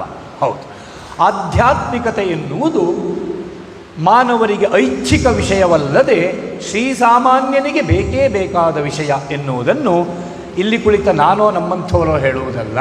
ಶ್ರೀಮದ್ ಭಾಗವತದಲ್ಲಿ ಪರಮ ಪೂಜ್ಯರಾದಂಥ ಶುಕ ಮಹರ್ಷಿಗಳು ತಮ್ಮ ಪಾದದ ಬುಡದಲ್ಲಿ ಕುಳಿತು ಎರಡು ಕೈಗಳನ್ನು ಮುಗಿದುಕೊಂಡು ಗುರುಗಳಿಂದ ಎಷ್ಟು ಕಥೆಗಳನ್ನು ಕೇಳಲಿಕ್ಕಾಗುತ್ತದೆ, ಅದು ಶ್ರೀ ಲಕ್ಷ್ಮೀನಾರಾಯಣ ದೇವರ ಕಥೆ, ಲಕ್ಷ್ಮೀನಾರಾಯಣ ದೇವರ ಅವತಾರದ ಕಥೆಗಳೆಲ್ಲವನ್ನೂ ಕೇಳಬೇಕೆಂಬ ಆಸೆ. ಅವತಾರದ ಕಥೆಗಳೆಲ್ಲ ಬೇಕು. ಮುಖ್ಯವಾಗಿ ಸಪರಿವಾರ ರುಕ್ಮಿಣೀ ಕೃಷ್ಣದೇವರು, ಸಪರಿವಾರ ರೇವತಿ ಬಲರಾಮ ದೇವರಿಂದ ಕೂಡಿದ ಸಪರಿವಾರ ರುಕ್ಮಿಣೀ ಕೃಷ್ಣದೇವರ ಕಥೆ ಬೇಕು, ಎಲ್ಲವನ್ನು ತಿಳಿಸ್ಕೊಡ್ಬೇಕು ಗುರುಗಳೇ ಎಂಬುದಾಗಿ ಬೇಡಿಕೊಳ್ಳುತ್ತಿರುವ ಪರೀಕ್ಷಿತ ಮುಖ್ಯವಾಗಿ ಎರಡು ಪ್ರಶ್ನೆಗಳನ್ನು ಜೋಡಿಸಿ ಮತ್ತೆ ಪ್ರಶ್ನೆಗಳನ್ನ ಸೇರಿಸ್ತಾರೆ. ಏನು ಎರಡು ಪ್ರಶ್ನೆ ಅಂದರೆ, ಪೂಜ್ಯ ಗುರುಗಳೇ, ಮಾನವನಿಗೆ ಜೀವನದಲ್ಲಿ ಮಾಡಬೇಕಾದ ಕರ್ತವ್ಯಗಳು ಯಾವುವು ಎನ್ನುವುದನ್ನು ತಿಳಿಸ್ಬೇಕು. ಯಾವುದನ್ನು ಬಿಡಬೇಕು, ಯಾವುದನ್ನು ಹಿಡಿಬೇಕು ತಿಳಿಸ್ಕೊಡ್ಬೇಕು. ಜೊತೆಗೆ ಒಬ್ಬಾತನಿಗೆ ಅಥವಾ ಒಬ್ಬಾಕೆಗೆ ಮರಣವು ಸದ್ಯದಲ್ಲಿಯೇ ಉಂಟು ಎಂಬ ಸೂಚನೆ ಸಿಕ್ಕಿದರೆ, ಸಿಗುವುದು ಸುಲಭ ಅಲ್ಲ, ಅದು ಏನೋ ರುಕ್ಮಿಣೀ ಕೃಷ್ಣದೇವರದೇ ನನ್ನಂಥವರಿಗೆ ಸಿಕ್ಕಿದೆ ಪರೀಕ್ಷಿತ ಹೇಳುವುದು. ಹಾಗೆ ಸಿಕ್ಕಿದರೆ ಉಳಿದ ಪುಟ್ಟ ಅವಧಿಯಲ್ಲಿ ಮಾಡಲೇಬೇಕಾದ ಕರ್ತವ್ಯಗಳು ಯಾವುವು? ಈ ಎರಡು ಪ್ರಶ್ನೆಗಳಿಗೆ ಉತ್ತರ ಬೇಕು. ಅನಂತರ ದೇವರ ಲಕ್ಷ್ಮೀನಾರಾಯಣ ದೇವರ ರುಕ್ಮಿಣೀಕೃಷ್ಣಾದಿ ಅವತಾರದ ಕಥೆಗಳೆಲ್ಲ ಬೇಕು ಎಂಬುದಾಗಿ ಕೇಳ್ತಾರೆ. ಆಗ ನಗುತ್ತಿರುವಂಥ ಪರಮ ಪೂಜ್ಯರಾದ ಶುಕ ಬ್ರಹ್ಮರು, ಅವರು ಲೀಲಾಶುಕ, ಹೌದು, ಮೇಲ್ನೋಟಕ್ಕೆ ವೇದವ್ಯಾಸರ ಪುತ್ರರಾದರೂ ಆಗಲೇ ಬ್ರಹ್ಮ ಸಾಕ್ಷಾತ್ಕಾರವನ್ನು ಮಾಡಿಕೊಂಡಂಥ ಜೀವನ್ಮುಕ್ತರಾದ ಶುಕಬ್ರಹ್ಮರೇ ಹೌದು. ಅವ್ರು ಹೇಳ್ತಾರೆ, ಮಗು, ಮೃತ್ಯುವು ಸಮೀಪದಲ್ಲಿ ಉಂಟು ಎಂಬುದಾಗಿ ತಿಳಿದು ನೀನು ಈ ಪ್ರಶ್ನೆಯನ್ನು ಮಾಡುತ್ತಿದ್ದಿ. ನಿಜವಾಗಿ ಹೇಳಬೇಕಾ, ಹೀಗೆ ಮೃತ್ಯು ಸನ್ನಿಹಿತರಾದವರಿಗೆ ಈ ದೇವರ ಕಥೆಗಳು ಬೇಕು, ಆಧ್ಯಾತ್ಮಿಕ ವಿಚಾರಗಳು ಬೇಕು, ವೇದಾಂತದ ವಿಚಾರಗಳು ಬೇಕು ಅಲ್ಲ, ಅದು ಎಲ್ಲವರಿಗೂ ಬೇಕು. ಆದರೆ ನಿನ್ನಂಥವರು ಬೇಕೇ ಬೇಕೆಂಬುದಾಗಿ ಹಠ ಹಿಡಿದು ಕೇಳ್ತಿದ್ದೀಯಾ? ನಿಮ್ಮಂಥವ್ರು ಕೇಳಬಹುದು, ಹೇಳ್ತೇನೆ. ಆದರೆ ಪ್ರತಿಯೊಬ್ಬರಿಗೂ ಇದು ಬೇಕು ಎಂಬುದಾಗಿ ಶುಕಬ್ರಹ್ಮರು ನಮಗೆ ಅಪ್ಪಣೆಯನ್ನು ಕೊಡಿಸಿದ್ದಾರೆ. ಹಾಗಾದರೆ ಲೌಕಿಕ ಜೀವನಕ್ಕೆ ಆಧ್ಯಾತ್ಮಿಕತೆಯು ಬೇಕೇ ಬೇಕು ಎನ್ನುವುದರಲ್ಲಿ ಎರಡು ಮಾತೇ ಇಲ್ಲ ಎಂಬುದಾಗಿ ವಾಕ್ಯಗಳನ್ನು ಅವತರಿಸುತ್ತಾ ವಿಷಯಕ್ಕೆ ಪ್ರವೇಶವನ್ನು ಮಾಡುವುದು. ಒಬ್ಬ ಶ್ರೀಮಂತ ತನ್ನ ಮನೆಯಲ್ಲಿರುವಂತಹ ಸೇವಕರ ಪೈಕಿ ಒಬ್ಬ ಸೇವಕನನ್ನು ತನ್ನದಾದ ಈ ಒಂದು ಕೆಲಸವನ್ನು ಮಾಡಿಕೊಂಡು ಬಾ ಎಂಬುದಾಗಿ ಹೇಳಿ ಅವನಿಗೆ ಬೇಕಾದ ದ್ರವ್ಯವನ್ನು ಕೊಟ್ಟು ಇಂಥ ಅವರಿಗೆ ಹೋಗಿ ಬಾ ಹೇಳಿ ಕಳಿಸಿಕೊಡ್ತಾನೆ. ಅವನು ಆ ದ್ರವ್ಯವನ್ನು ಹಿಡಿದುಕೊಂಡು ಪ್ರಯಾಣವನ್ನು ಪ್ರಾರಂಭಿಸ್ತಾನೆ. ಪ್ರಯಾಣ ಮಾಡುವಾಗ ವಾಹನದಲ್ಲಿ ಒಬ್ಬರ ಗುರುತಾಗ್ತದೆ. ಅವರು ಇವನು ಯಾವ ಊರಿಗೆ ಹೋಗಬೇಕೋ ಅದೇ, ಯಾವ ಊರಿಗೆ ಹೋಗಿ ತಲುಪಬೇಕೋ ಆ ಊರಿನವರು. ಹೆಸರು, ಇಬ್ಬರ ಹೆಸರಾಯಿತು, ಇಬ್ಬರ ಹೆಸರು ಹೇಳಿ ಆಯಿತು, ಪರಿಚಯ ಆಯಿತು, ಪರಿಚಯ ವಿಶ್ವಾಸಕ್ಕೆ ತಿರುಗಿತು. ಅವರಿಂದ ಸಾಕಷ್ಟು ವಿಚಾರವನ್ನು ತಿಳಿದುಕೊಂಡ. ಏನು, ಯಾವ ವಿಚಾರ ಕೇಳಿದ್ರೆ, ಆ ಊರಿನಲ್ಲಿ ನೋಡುವಂಥದ್ದೇನೆಲ್ಲ ಉಂಟು, ಪ್ರೇಕ್ಷಣೀಯವಾದ್ದೇನುಂಟು, ಆನಂದಿಸಲಿಕ್ಕೆ ಬೇಕು. ಆನಂದ ಅನ್ನೋದಕ್ಕಿಂತ ಆನಂದ ಅನ್ನೋ ಪದದ ಸ್ಥಳವೇ ಬೇರೆ. ಸಂತೋಷ ಪಡಲಿಕ್ಕೆ ಬೇಕಾದ್ದೇನೆಲ್ಲ ಉಂಟು ಅದನ್ನೆಲ್ಲ ಕೇಳಿ ತಿಳ್ಕೊಂಡ. ತವಕ ಹೆಚ್ಚಾಯಿತು. ವಾಹನದಿಂದ ಇಳಿದವನೇ ಇರುವ ದ್ರವ್ಯವನ್ನೆಲ್ಲ ಉಪಯೋಗಿಸ್ಕೊಂಡು ಏನೆಲ್ಲ ಸಂತೋಷಕ್ಕೆ ಬೇಕಾದದ್ದುಂಟೋ ಅದನ್ನೆಲ್ಲ ಅನುಭವಿಸಿಕೊಂಡು ಮುಖ್ಯ ಕಾರ್ಯ ಏನಿತ್ತೋ, ಯಾವುದನ್ನು ಮಾಡಲಿಕ್ಕೆ ಬಂದಿದ್ದೋ ಅದನ್ನು ಮರೆತು ವಾಹನಕ್ಕೆ ಹಿಂದೆ ತಿರುಗಿ ಬರಲಿಕ್ಕೆ ಸ್ವಲ್ಪ ಏನೋ ದ್ರವ್ಯವನ್ನು ಉಳಿಸ್ಕೊಂಡಿದ್ದ, ಅದನ್ನು ವಿನಿಯೋಗಿಸಿ ವಾಹನವನ್ನು ಏರಿ ಮನೆಗೆ ಬಂದವ ಈಗ ಯೋಚನೆ ಮಾಡ್ತಾನೆ, ಮುಖ್ಯ ಕಾರ್ಯವನ್ನೇ ಮಾಡದೆ ಬಂದಲ್ಲ, ಏನು ಮಾಡುವುದು ಅಂತ. ಈಗಲೇ ಮೈ ಬೆವರ್ತಾ ಇದೆ. ನಿರೀಕ್ಷೆಯ ಪ್ರಕಾರ ಯಜಮಾನರು ಕರೆದು, ಬಾ ಪ್ರಭೋ, ಹೋಗಿ ಬಂದಿಯಲ್ಲ? ಹೌದು, ಹೋಗಿ ಬಂದೆ. ಏನಾಯ್ತು ನನ್ನ ಕೆಲಸ? ಕ್ಷಮಿಸಬೇಕು. ಯಾಕೆ ಕ್ಷಮಿಸುವುದು? ಯಾಕಂದರೆ ಹೀಗೆ ಮಾಡಿಬಿಟ್ಟೆ. ಸಿಟ್ಟು ಬಂತು, ಬಾಯಿಗೆ ಬಂದ ಹಾಗೆ ಬೈದು. ಯಾರು? ಆ ಯಜಮಾನ. ನನ್ನ ಮುಖ್ಯವಾದ ಕಾರ್ಯವನ್ನು ಮಾಡುವುದನ್ನು ಬಿಟ್ಟು ಬೇರೆ ಎಲ್ಲ ಮಾಡ್ಕೊಂಡು ಬಂದಿಯಲ್ಲ, ಹೋಗಾಚೆ ಅಂತ. ಅಷ್ಟು ಹೋಗೊಳಗೆ. ಒಂದು ವಾರವಾದ ನಂತರ ಮತ್ತೊಂದು ಕೆಲಸಕ್ಕಾಗಿ ಇನ್ನೊಬ್ಬ ಸೇವಕನನ್ನು ಕರೆದು ಇವನಿಗೆ ಹೇಳಿದ ಹಾಗೆ ಹೇಳಿತ್ತು. ಇದನ್ನು ನಾವೀಗ ಮತ್ತೆ ವಿವರಿಸಬೇಕಾಗಿಲ್ಲ ಈ ವಿಷಯ. ಯಾಕೆ? ಇವನ ಕಥೆಯೂ ಹಾಗೆ. ಅದೇ ರೀತಿ ದ್ರವ್ಯವನ್ನು ಕೈಲಿಟ್ಕೊಂಡಿದ್ದಾನೆ, ವಾಹನವನ್ನು ಏರ್ತಾನೆ, ಒಬ್ಬರ ಗುರುತಾಗ್ತದೆ, ಎಲ್ಲ ಹಾಗೆ. ಹಾಗಾದರೆ ಅಲ್ಲಿ ಏನೆಲ್ಲ ನೋಡಲಿಕ್ಕುಂಟು ಎಲ್ಲವನ್ನು ಸರಿಯಾಗಿ ತಿಳ್ಕೊಂಡಿದ್ದ. ವಾಹನದಿಂದ ಇಳಿತಾ ಇದ್ದ ಹಾಗೆ, ವಾಹನದಿಂದ ಕೆಳಗೆ ಇಳಿತಾ ಇದ್ದ ಹಾಗೆ ಮೊದಲು ತನ್ನ ಯಜಮಾನರು ತನಗೇನು ಕೆಲಸವನ್ನು ಕೊಟ್ಟಿದ್ದಾರೋ ಅದನ್ನು ಸಂಪೂರ್ಣವಾಗಿ ಮಾಡಿ ತೃಪ್ತಿಗೊಳಗಾಗಿ ಈಗ ಉಳಿದ ಸಮಯದಲ್ಲಿ ಏನೆಲ್ಲ ನೋಡಲಿಕ್ಕುಂಟು, ಏನೆಲ್ಲ ಸಂತೋಷ ಪಡಲಿಕ್ಕಲ್ಲುಂಟು ಆ ಊರಿನಲ್ಲಿ, ಅವೆಲ್ಲವನ್ನು ನೋಡಿ ಸಂತೋಷವನ್ನು ಅನುಭವಿಸಿ ಉಳಿಸಿಕೊಂಡ ಸ್ವಲ್ಪ ದ್ರವ್ಯದಿಂದ ವಾಹನದ ಮೂಲಕ ಪ್ರಯಾಣವನ್ನು ಮಾಡಿ ತನ್ನ ಸ್ಥಳಕ್ಕೆ ಬಂದ. ಯಜಮಾನರು ಕರೆದು, ಬಾಯ್ ಪ್ರಭು ಏನಾಯಿತು ಎಲ್ಲ ಹೇಳ್ದ, ಹೀಗೆ ಮಾಡಿದ್ದೇನೆ ಅಂತ ಹೇಳಿ ಶಾಬಾಸ್ ಎಂಬುದಾಗಿ ಬೆನ್ನನ್ನು ತಟ್ಟಿದರು. ಇಂಥ ಸರಳ ವಿಷಯ ಇಲ್ಲಿ ಬೇಕಾ ಅಂದರೆ ಬೇಕೇ ಬೇಕು. ಯಾಕಂದರೆ ಇಲ್ಲಿ ಕುಳಿತಿರುವ ನಾವು ಮಾತ್ರವಲ್ಲ, ಸಕಲ ಮಾನವರೆಂಬ ಸೇವಕರಾದ ನಮ್ಮನ್ನು ಯಜಮಾನನಾದ ಆ ಪರಮಾತ್ಮ ನನ್ನ ಕೆಲಸ ಮಾಡಿಕೊಂಡು ಬಾ ಎಂಬುದಾಗಿ ಈ ಭೂಮಿ ಕಳಿಸಿತ್ತು. ಈ ಭೂಮಿಗೆ ಬಂದಿರುವ ನಾವು ಅದನ್ನು ಬಿಟ್ಟು ಬೇರೆ ಏನೆಲ್ಲ ಮಾಡಲಿಕ್ಕುಂಟು ಅದನ್ನು ಮಾಡಿಕೊಂಡು ಇಲ್ಲಿಂದ ಹಿಂದಿರುಗಿದರೆ ಅವರಿಗೆ ಮುಖ ತೋರಿಸುವುದು ಹೇಗೆ, ಏನೆಲ್ಲ ಬಯಸಿಕೊಳ್ಳಬೇಕಾಗ್ತದೆ ಎಂಬ ಪ್ರಜ್ಞೆ ಬೇಕಾಗ್ತದೆ. ಹಾಗಾಗಿ ಮೊದಲನೆಯ ಸೇವಕನು ನಾವಾಗದೆ ಎರಡನೆಯ ಸೇವಕನ ಆದರ್ಶವನ್ನು ಪಡ್ಕೊಂಡವರು ಆದರೆ ಏನೋ ಅದನ್ನು ಪ್ರಾಮಾಣಿಕವಾದ ನಮ್ಮ ಪ್ರಯತ್ನ ಅಷ್ಟೇ, ಅದು ಪರಿಪೂರ್ಣವಾಗ್ತದೆ ಹೇಳಲಿಕ್ಕಿಲ್ಲ. ಸಂಕಲ್ಪವು ಅವರದ್ದೇ, ಪ್ರೇರಣೆಯೂ ಅವರದ್ದೇ, ಅನುಗ್ರಹ ಹೇಗಿದ್ದು ಅವರದ್ದೇ. ಆದರೆ ಮೇಲ್ನೋಟಕ್ಕೊಂದು ಅಳಿಲು ಸೇವೆಯ ರೂಪದಲ್ಲಿ ಸಾಧನೆಯನ್ನು ಮಾಡಿಕೊಂಡು ಇಲ್ಲಿಂದ ತೆರಳಿದರೆ ಸ್ವಲ್ಪ ಮಟ್ಟಿಗಾದರೂ ಮುಖ ತೋರಿಸುವ ಯೋಗ ಉಳ್ಕೊಳ್ತದೆ ಎಂಬಲ್ಲಿಗೆ ಲೌಕಿಕ ಜೀವನಕ್ಕೂ ಆಧ್ಯಾತ್ಮಿಕತೆ ಬೇಕೇ ಬೇಕು ಎಂಬುದು ಸ್ಪಷ್ಟವಾಗುತ್ತದೆ. ಇದು ವೇದಾಂತಕ್ಕೆ ಪ್ರವೇಶವನ್ನು ಮಾಡುವವರಿಗೆ ಕೊಡುವಂಥ ಒಂದು ಉದಾಹರಣೆಯಾಗಿರ್ತದೆ. ಮಾತು ಮುಂದಕ್ಕೆ ಬಂದಿತು. ನಾವೆಲ್ಲ ಕಥೆಯಲ್ಲಿ ಕೇಳಿದ ಹಾಗೆ ವಾಜಶ್ರವಸ್ಸು ಎಂಬ ಋಷಿ, ಅವರಿಗೊಬ್ಬರು ಹೆಂಡತಿ. ಈ ವಾಜಶ್ರವಸ್ಸು ದಂಪತಿಯರ ಮಗನೇ ನಚಿಕೇತಸ್ಸು. ಈ ನಚಿಕೇತಸ್ಸು ತಂದೆಯವರ ದಿವ್ಯಶಕ್ತಿಯನ್ನು ಬಳಸಿಕೊಂಡು ಬದುಕಿರುವಾಗಲೇ ದೇವಲೋಕಕ್ಕೆ ಬರ್ತಾನೆ. ಸಜೀವನಾಗಿ ಶ್ಯಾಮಲಾ ಯಮಧರ್ಮದೇವರ ಲೋಕಕ್ಕೆ ಬಂದು ಆ ದೇವರನ್ನು ನೋಡಬೇಕೆಂಬ ನಿರೀಕ್ಷೆಯಲ್ಲಿ ಇರ್ತಾನೆ. ಆದರೆ 3 ರಾತ್ರಿಗಳವರೆಗೂ ದೇವರು ಬೇರೆ ಎಲ್ಲಿಯೋ ಸಂಚಾರದಲ್ಲಿರುವುದರಿಂದ ಅವರು ಬೇಕೇ ಬೇಕೆಂಬುದಾಗಿ, ಪುಟ್ಟ ಮಕ್ಕಳು ಅಮ್ಮ ಅಪ್ಪನಿಗಾಗಿ ಹಠ ಮಾಡುವುದಿಲ್ವಾ, ಪುಟ್ಟ ಮಕ್ಕಳು ತಿಂಡಿಗಾಗಿ ಹಠ ಮಾಡುವುದಿಲ್ವ, ಹಾಗೆ ಶ್ಯಾಮಲಾ ಯಮಧರ್ಮದೇವರ ದೂತರು ಎಷ್ಟು ಮನವೊಲಿಸಿ ಹಿಂದಕ್ಕೆ ಕಳಿಸಲಿಕ್ಕೆ ಪ್ರಯತ್ನಪಟ್ಟರು ಹಿಂದಕ್ಕೆ ಹೊರಡ್ತಾ ಇಲ್ಲ. ನನಗೆ ಅವರನ್ನು ನೋಡುವಂಥ ಆಸೆ ಆಗಿದೆ, ನೋಡಲೇಬೇಕು, ಆ ತಾಯಿ ತಂದೆಯಲ್ಲಿ ಮಾತಾಡಬೇಕು ಎಂಬ ಹಠಕ್ಕೆ ಒಳಗಾಗಿ ಅಲ್ಲೇ ಕುಳಿತಿದ್ದಾರೆ. 3 ರಾತ್ರಿಗಳೇ ಆದವು. 4ನೆಯ ಸುಪ್ರಭಾತದಂದು ಶ್ಯಾಮಲಾ ಯಮಧರ್ಮದೇವರು ಬಂದರು. ಮಗುವಿಗೆ ದರ್ಶನವನ್ನು ಕೊಟ್ಟರು. ಮಗು ನಮಸ್ಕಾರ ಮಾಡಿತು, ತಲೆ ಮೇಲೆ ಕೈ ಇಟ್ಟು ಹರಸಿದರು. ಆನಂದಕ್ಕೆ ಒಳಗಾಗಿ ಹೇಳ್ತಾರೆ, ಮಗು ನನಗಾಗಿ 3 ರಾತ್ರಿಗಳವರೆಗೆ ಕಾಯ್ತಾ ಇದ್ದೆ ಎಂಬ ವಿಚಾರವನ್ನು ಕೇಳಿ ಸಂತೋಷವಾಯಿತು. 3 ವರಗಳನ್ನು ಕೇಳು, ಯಾವ ವರವನ್ನು ಬೇಕಿದ್ದರೂ ಕೇಳು, ಲೌಕಿಕವಾದದ್ದನ್ನಾದರೂ ಕೇಳು, ಅಲೌಕಿಕವಾದದ್ದನ್ನಾದರೂ ಕೇಳು, ಏನು ಬೇಕಿದ್ದು ಕೇಳಿ ಹೇಳುವಾಗ ಆತ ಹೇಳಿದ್ದೇನು ಕೇಳಿದರೆ, ಹೌದಾ, ವರವನ್ನು ಕೊಡುವಂಥ ಯೋಚನೆ ತಮಗಿದ್ದರೆ ಯಾವ ವರ ಬೇಕೆಂದರೆ, ದೇವರೇ ಈ ವರ ಬೇಕು. ಯಾವ ವರ? ಮಾನವರಾದವರು ಭೂಮಿಗೆ ಬರ್ತಾರೆ, ಅದಕ್ಕೆ ಜನನಂ ಎಂಬುದಾಗಿ ಹೆಸರು. ಮಾನವರು ಭೂಮಿಯಲ್ಲಿ ಇರ್ತಾರೆ, ಅದಕ್ಕೆ ಜೀವನಂ ಎಂಬುದಾಗಿ ಹೆಸರು.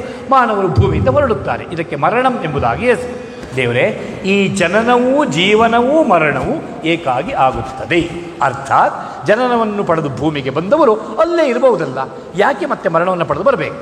ಮತ್ತು ಮರಣವನ್ನು ಪಡೆದು ಬಂದವರು ದೇವಲೋಕದಲ್ಲೇ ಇರ್ಬೋದಲ್ಲ, ಮತ್ತೆ ಯಾಕೆ ಜನನವನ್ನು ಪಡಿಬೇಕು? ಹಾಗಾದರೆ ಜನನ ಮರಣಗಳೆರಡರ ರಹಸ್ಯವೇನು? ಜನನ ಮರಣಗಳ ನಡುವೆ ಇರುವ ಜೀವನದ ಸಾರ್ಥಕತೆ ಹೇಗೆ? ಮತ್ತು ದೇವಲೋಕಕ್ಕೂ ಭೂಲೋಕಕ್ಕೂ ಇರುವ ಸಂಪರ್ಕ ಹೇಗೆ? ಕರ್ಮದ ಕುರಿತಾದಂಥ ಔಚಿತ್ಯವೇನು ಎಂಬಿತ್ಯಾದಿ ಪ್ರಶ್ನೆಗಳ ಹಾರವನ್ನೇ ಪೋಣಿಸಿ ದೇವರ ಪಾದಗಳಲ್ಲಿ ಇಡ್ತಾರೆ. ಆಗ ಶ್ಯಾಮಲಾಯ ಮಧುರದಲ್ಲಿ ಹೇಳ್ತಾರೆ, ಕಂದ, ಅದ್ಭುತವಾದ ಅತ್ಯದ್ಭುತವಾದ ಪ್ರಶ್ನೆಗಳೇ ಆಗಿವೆ. ಆದರೆ ಕೆಲವು ಗುಟ್ಟುಗಳು, ದೇವಲೋಕದ ಗುಟ್ಟುಗಳು ದೇವಲೋಕದಲ್ಲೇ ಇರಬೇಕು, ಅದನ್ನೆಲ್ಲ ಭೂಲೋಕಕ್ಕೆ ಬಿಟ್ಟುಕೊಡಬಾರ್ದು. ಇದು ಬಿಡು, ಬೇರೆ ವರವನ್ನು ಕೇಳಿ, ಲೌಕಿಕವಾದದ್ದನ್ನು ಬೇಕಿದ್ದು ಕೇಳಬಹುದು, ಹೇಳಿದೆ ಕೇಳು. ಅಥವಾ ಅಲೌಕಿಕವಾದದ್ದು, ನಿನಗೆ ಬದುಕಿರುವಾಗಲೇ ಸ್ವರ್ಗ ಸುಖದ ಅನುಭವ ಆಗಬೇಕಾ, ಈಗ ಬಂದ ಹಾಗೆ ಮತ್ತೆ ಮತ್ತೆ ದೇವಲೋಕಕ್ಕೆ ಹೋಗಿ ಬರುವ ಆ ಒಂದು ಯೋಗ್ಯತೆ ಬರಬೇಕಾ, ಅಗ್ನಿಸಿದ್ಧಿ ಸುಲಭದಲ್ಲಿ ಸಿಗುವುದಿಲ್ಲ ಬೇಕಾ, ಅಥವಾ ಮತ್ತೊಂದು ಮಗದೊಂದು ದಿವ್ಯ ಸಿದ್ಧಿ ಯಾವುದು ಬೇಕಿದ್ರೂ ಕೇಳು, ಸಾಕಷ್ಟು ದಿವ್ಯಸಿದ್ಧಿಗಳಿವೆ.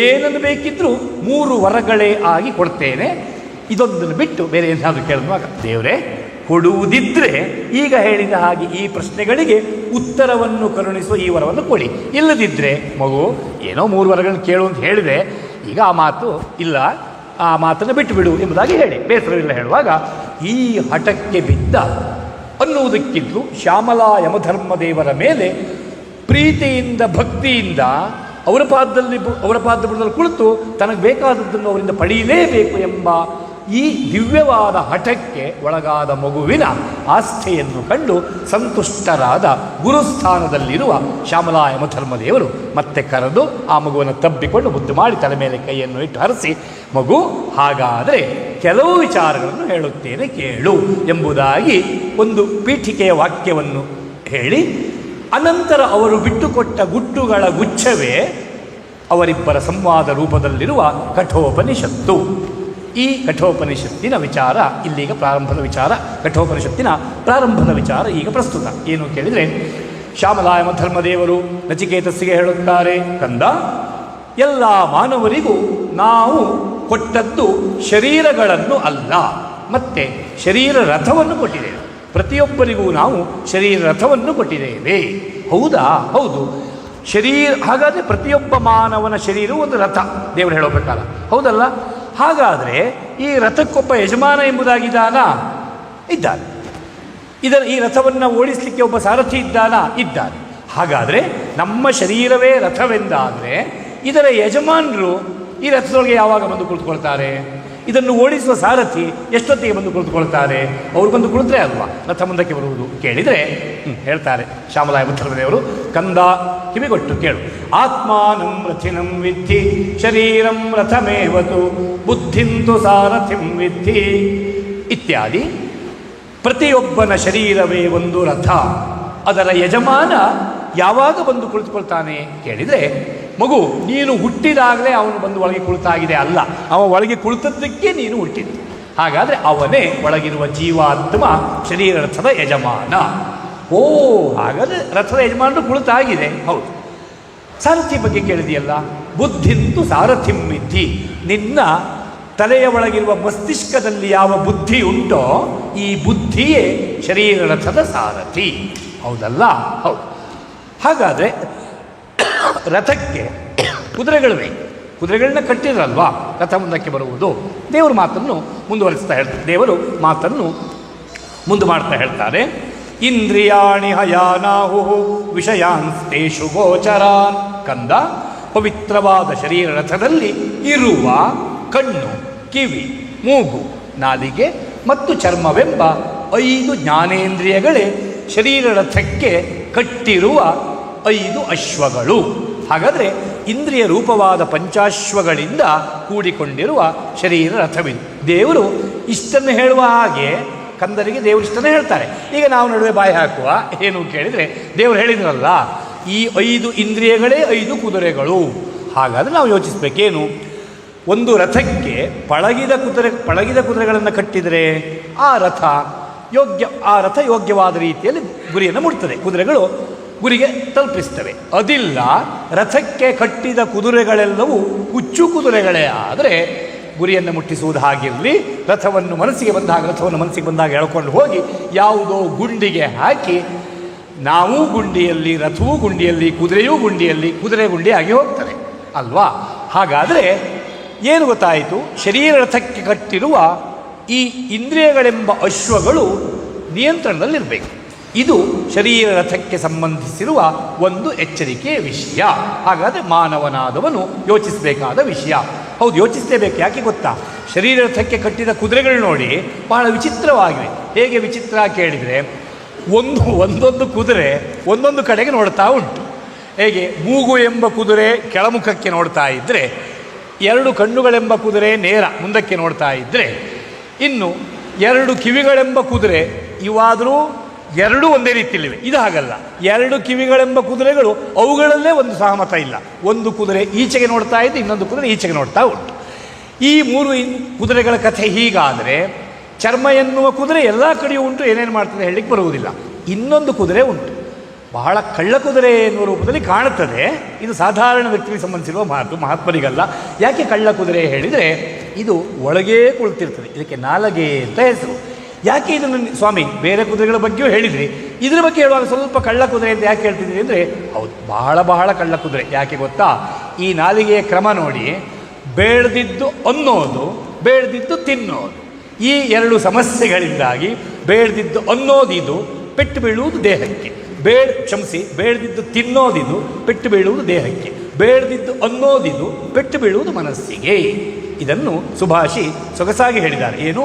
ಜಿಹ್ವೆ ಪ್ರಮಾಣಂ ಜಾನೀಹಿ ಭಾಷಣೆ ಭೋಜನೆ ತಥಾ. ಎಲ್ಲ ಈ ನಾಲಿಗೆ ನೀನು ಎರಡು ಸಮಯಗಳಲ್ಲಿ ಬಹಳ ಎಚ್ಚರಿಕೆಯಿಂದಿರಬೇಕು. ಯಾವ ಎರಡು ಸಮಯ ಕೇಳಿದರೆ, ಒಂದು ಮಾತನ್ನಾಡುವಾಗ, ಇನ್ನೊಂದು ಆಹಾರವನ್ನು ಸೇವಿಸುವಾಗ. ಎರಡು ಹೊತ್ತುಗಳೊಳಗೂ ನಿನಗೆ ಎಚ್ಚರಿಕೆ ಬೇಕು. ಹೌದು, ನಿನಗೆ ಈ ಸಮಯದಲ್ಲಿ ಎಚ್ಚರಿಕೆ ಬೇಕು. ಯಾಕೆ ಎಚ್ಚರಿಕೆ ಬೇಕು ಗೊತ್ತಾ? ಅತ್ಯುಕ್ತಿರತಿ ಭುಕ್ತಿಶ್ಚ ಸದ್ಯ ಪ್ರಾಣಾಪಹಾರಿಣಿ. ಅತಿಯಾದ ಉಕ್ತಿ, ಅತಿಯಾದ ಭುಕ್ತಿ ಎರಡೂ ಒಳ್ಳೆಯದಲ್ಲ. ಮಿತಿಮೀರಿ ಮಾತನಾಡಿದರೆ, ಮಿತಿಮೀರಿ ತಿಂದರೆ ಪ್ರಾಣಕ್ಕೆ ತೊಂದರೆ ಎಂಬುದಾಗಿ ಸುಭಾಷೆ ಹೇಳ್ತಾರೆ. ಪ್ರಾಣಾಪಹಾರಿಣಿ, ಇಲ್ಲಿ ಪ್ರಾಣಕ್ಕೆ ತೊಂದರೆ ಅಂದರೆ ಸಾಯ್ತಾರೆ ಎಂಬ ಆ ಅರ್ಥವಲ್ಲ.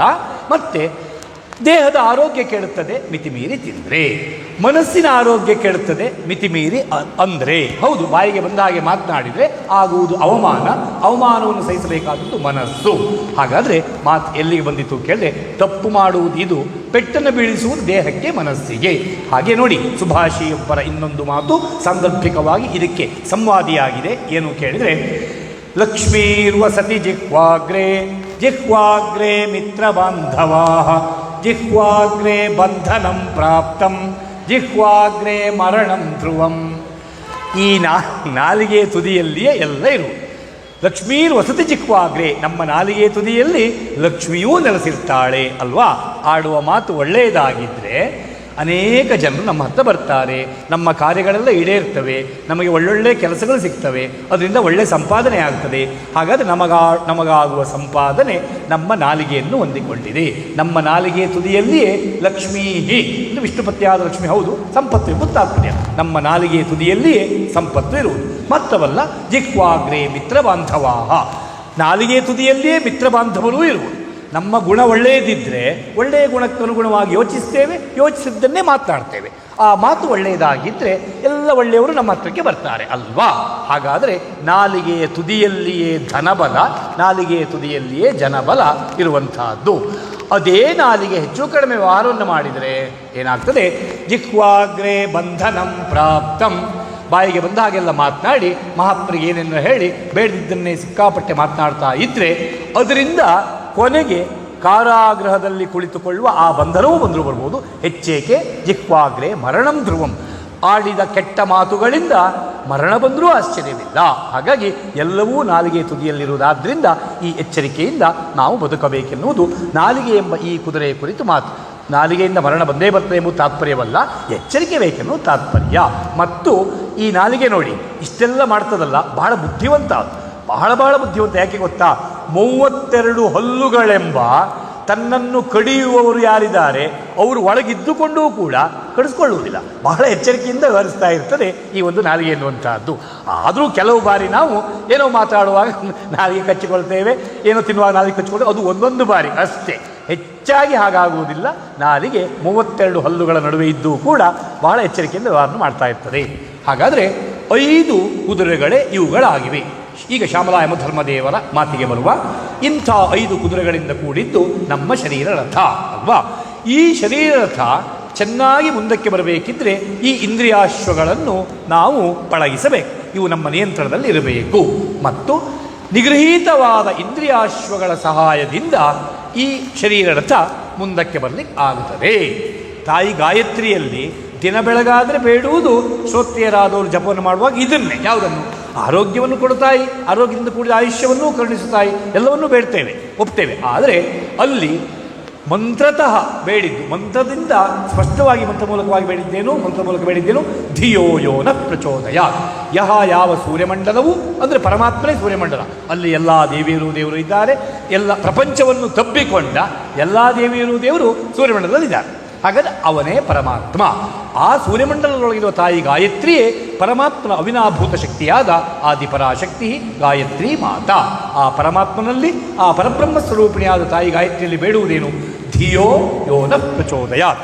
ಯಾವ ಆ ತಾಯಿ ಗಾಯತ್ರಿ, ತಂದೆ ಪರಮಾತ್ಮ, ತಾಯಿ ತಂದೆಯರಾದ ಪರಬ್ರಹ್ಮ ಸ್ವರೂಪಿಣಿಯಾದ ಗಾಯತ್ರಿ ಮತ್ತು ಪರಬ್ರಹ್ಮ ಇವರು ನಮ್ಮ ಬುದ್ಧಿಯನ್ನು ಪ್ರಚೋದಿಸುತ್ತಾರೋ ಇವರ ಧ್ಯಾನವನ್ನು ಮಾಡ್ತೇವೆ, ಇವರ ಪೂಜೆಯನ್ನು ಮಾಡ್ತೇವೆ. ತತ್ಸವಿತುರ್ವರೆಣ್ಯಂ ಭರ್ಗೋ ದೇವಸ್ಯ ಧೀಮಹಿ ಅಲ್ವಾ? ಹಾಗಾದರೆ ಬುದ್ಧಿಗೆ ಪ್ರಚೋದನೆ ಬೇಕು. ನಮ್ಮ ಮುಖ್ಯವಾದ ಬೇಡಿಕೆ ಅದು. ಬುದ್ಧಿಗೆ ಪ್ರಚೋದನೆ ಬೇಕು ಅಂದೇನರ್ಥ? ತಲೆ ಒಂದು ನೆಟ್ಟಗಿದ್ದರೆ ಎಲ್ಲ ವ್ಯವಹಾರವು ಕ್ಷೇಮಂಕರವಾಗಿ ಇರ್ತದೆ.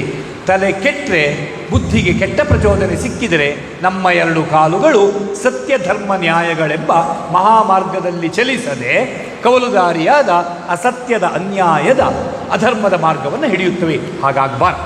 ಬುದ್ಧಿಗೆ ಪ್ರಚೋದನೆ ಸಿಕ್ಕಲಿ ನಮ್ಮ ಎರಡು ಪಾದಗಳು ಪವಿತ್ರವಾದ ಸತ್ಯ ಧರ್ಮ ನ್ಯಾಯಗಳೆಂಬ ಹೆದ್ದಾರಿ. ಅಂದರೆ ಇದು ರಾಷ್ಟ್ರಮಟ್ಟದ ಹೆದ್ದಾರಿ ಅಲ್ಲ, ವಿಶ್ವಮಟ್ಟದ ಹೆದ್ದಾರಿಯೋ ಅದಕ್ಕಿಂತ ದೊಡ್ಡ ಹೆದ್ದಾರಿ.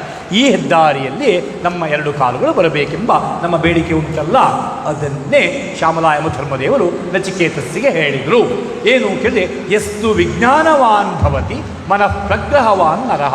ಯಾವಾತನು ವಿಜ್ಞಾನವನ್ನು ಪಡೆದು, ವಿಜ್ಞಾನ ಅಂದರೆ ವಿಶಿಷ್ಟವಾದ ಜ್ಞಾನ, ವಿಶಿಷ್ಟವಾದ ಜ್ಞಾನವನ್ನು ಪಡೆದವನಾಗಿರುತ್ತಾನೋ, ಮತ್ತು ಯಾರ ಶರೀರ ರಥದಲ್ಲಿ ಕುದುರೆಗಳನ್ನು ನಿಯಂತ್ರಿಸಲಿಕ್ಕೆ ಬೇಕಾದ ಮನಸ್ಸು ಎಂಬ ಕಡಿವಾಣ ಕೆಲಸ ಮಾಡ್ತದೋ, ಆ ಮನಸ್ಸು ಎಂಬ ಕಡಿವಾಣ ಗಟ್ಟಿ ಇರ್ತದೋ, ಅಂಥ ಪುಣ್ಯಾತ್ಮನು ಮಾತ್ರ ಏನಾಗ್ತಾನೆ ಕೇಳಿದೆ?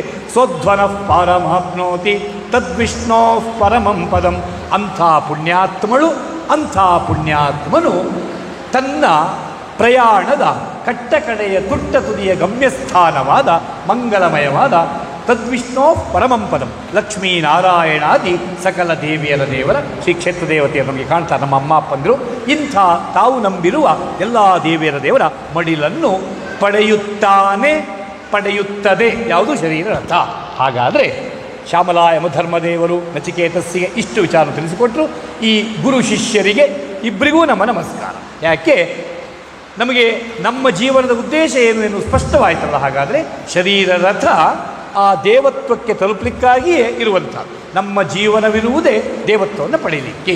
ಹಾಗಾದರೆ ನಾವು ಮಾನವರು ಆಗಿ ಬಂದವರು, ನಾವು ನರರು ಆಗಿ ಬಂದವರು. ನಮಗಿರಬೇಕಾದ ಆದರ್ಶವೇನು ಕೇಳಿದ್ರೆ, ಮಾನವ ಎನ್ನುವನು ಮಾಧವನಾಗಿ ಬದಲಾಗಬೇಕು, ನರನು ಹರನು ಆಗಬೇಕು.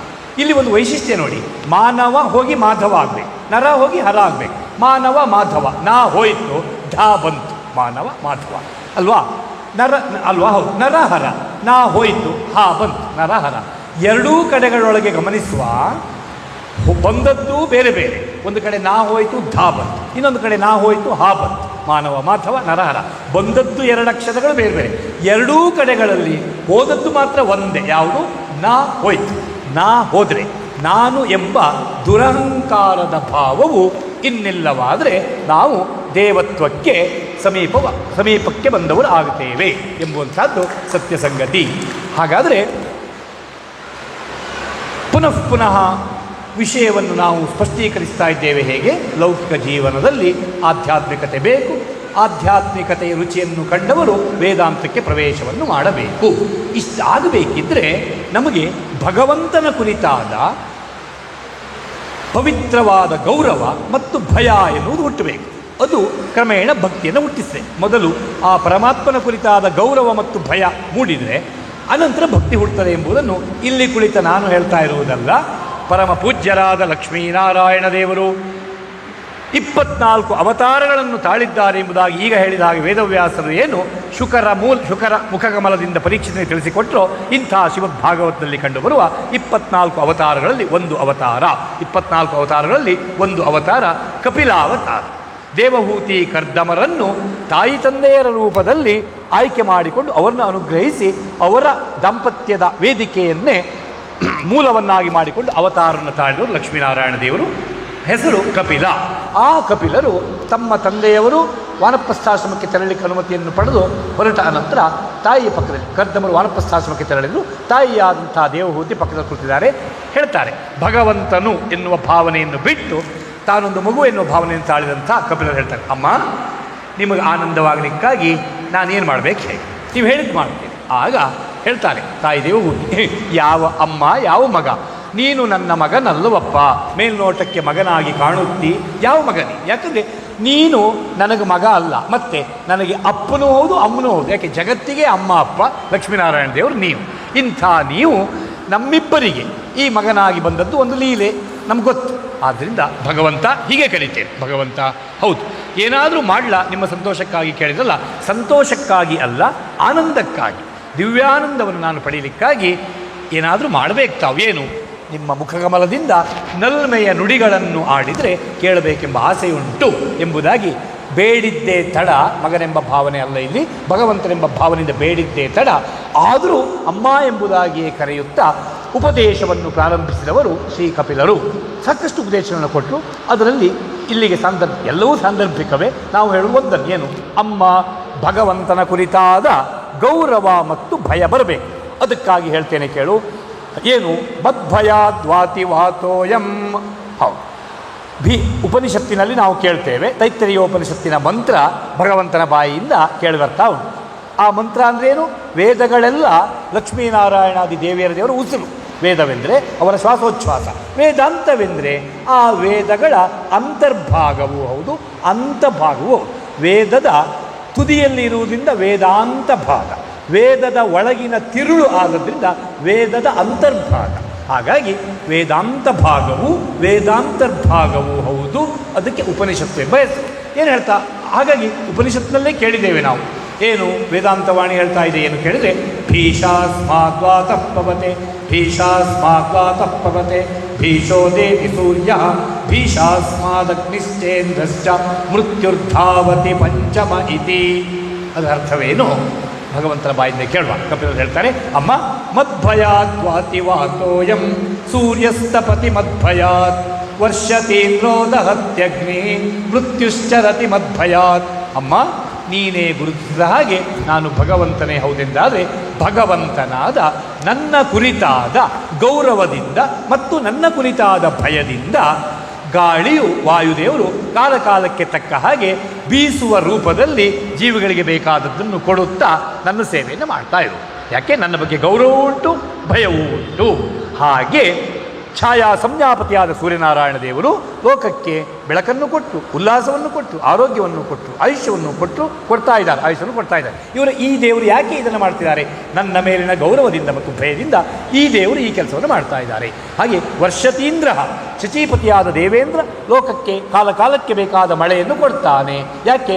ತಮ್ಮ ಮಕ್ಕಳು ಯಜ್ಞದ ಮೂಲಕ ಬೇಕಾದದ್ದನ್ನೆಲ್ಲ ಭೂಲೋಕದಿಂದ ತಮಗೆ ಕಳಿಸಿಕೊಟ್ಟಿದ್ದಾರಲ್ಲ, ಸಂತೃಪ್ತರಾದ ಎಲ್ಲ ದೇವತೆಯರ ನಡುವೆ ಇರುವ ದೇವರಾಜನಾದ ಶಚೀಪತಿಯಾದ ದೇವೇಂದ್ರ ಲೋಕಕ್ಕೆ ಮಳೆಯನ್ನು ಕೊಡ್ತಾನೆ. ಯಾಕೆ?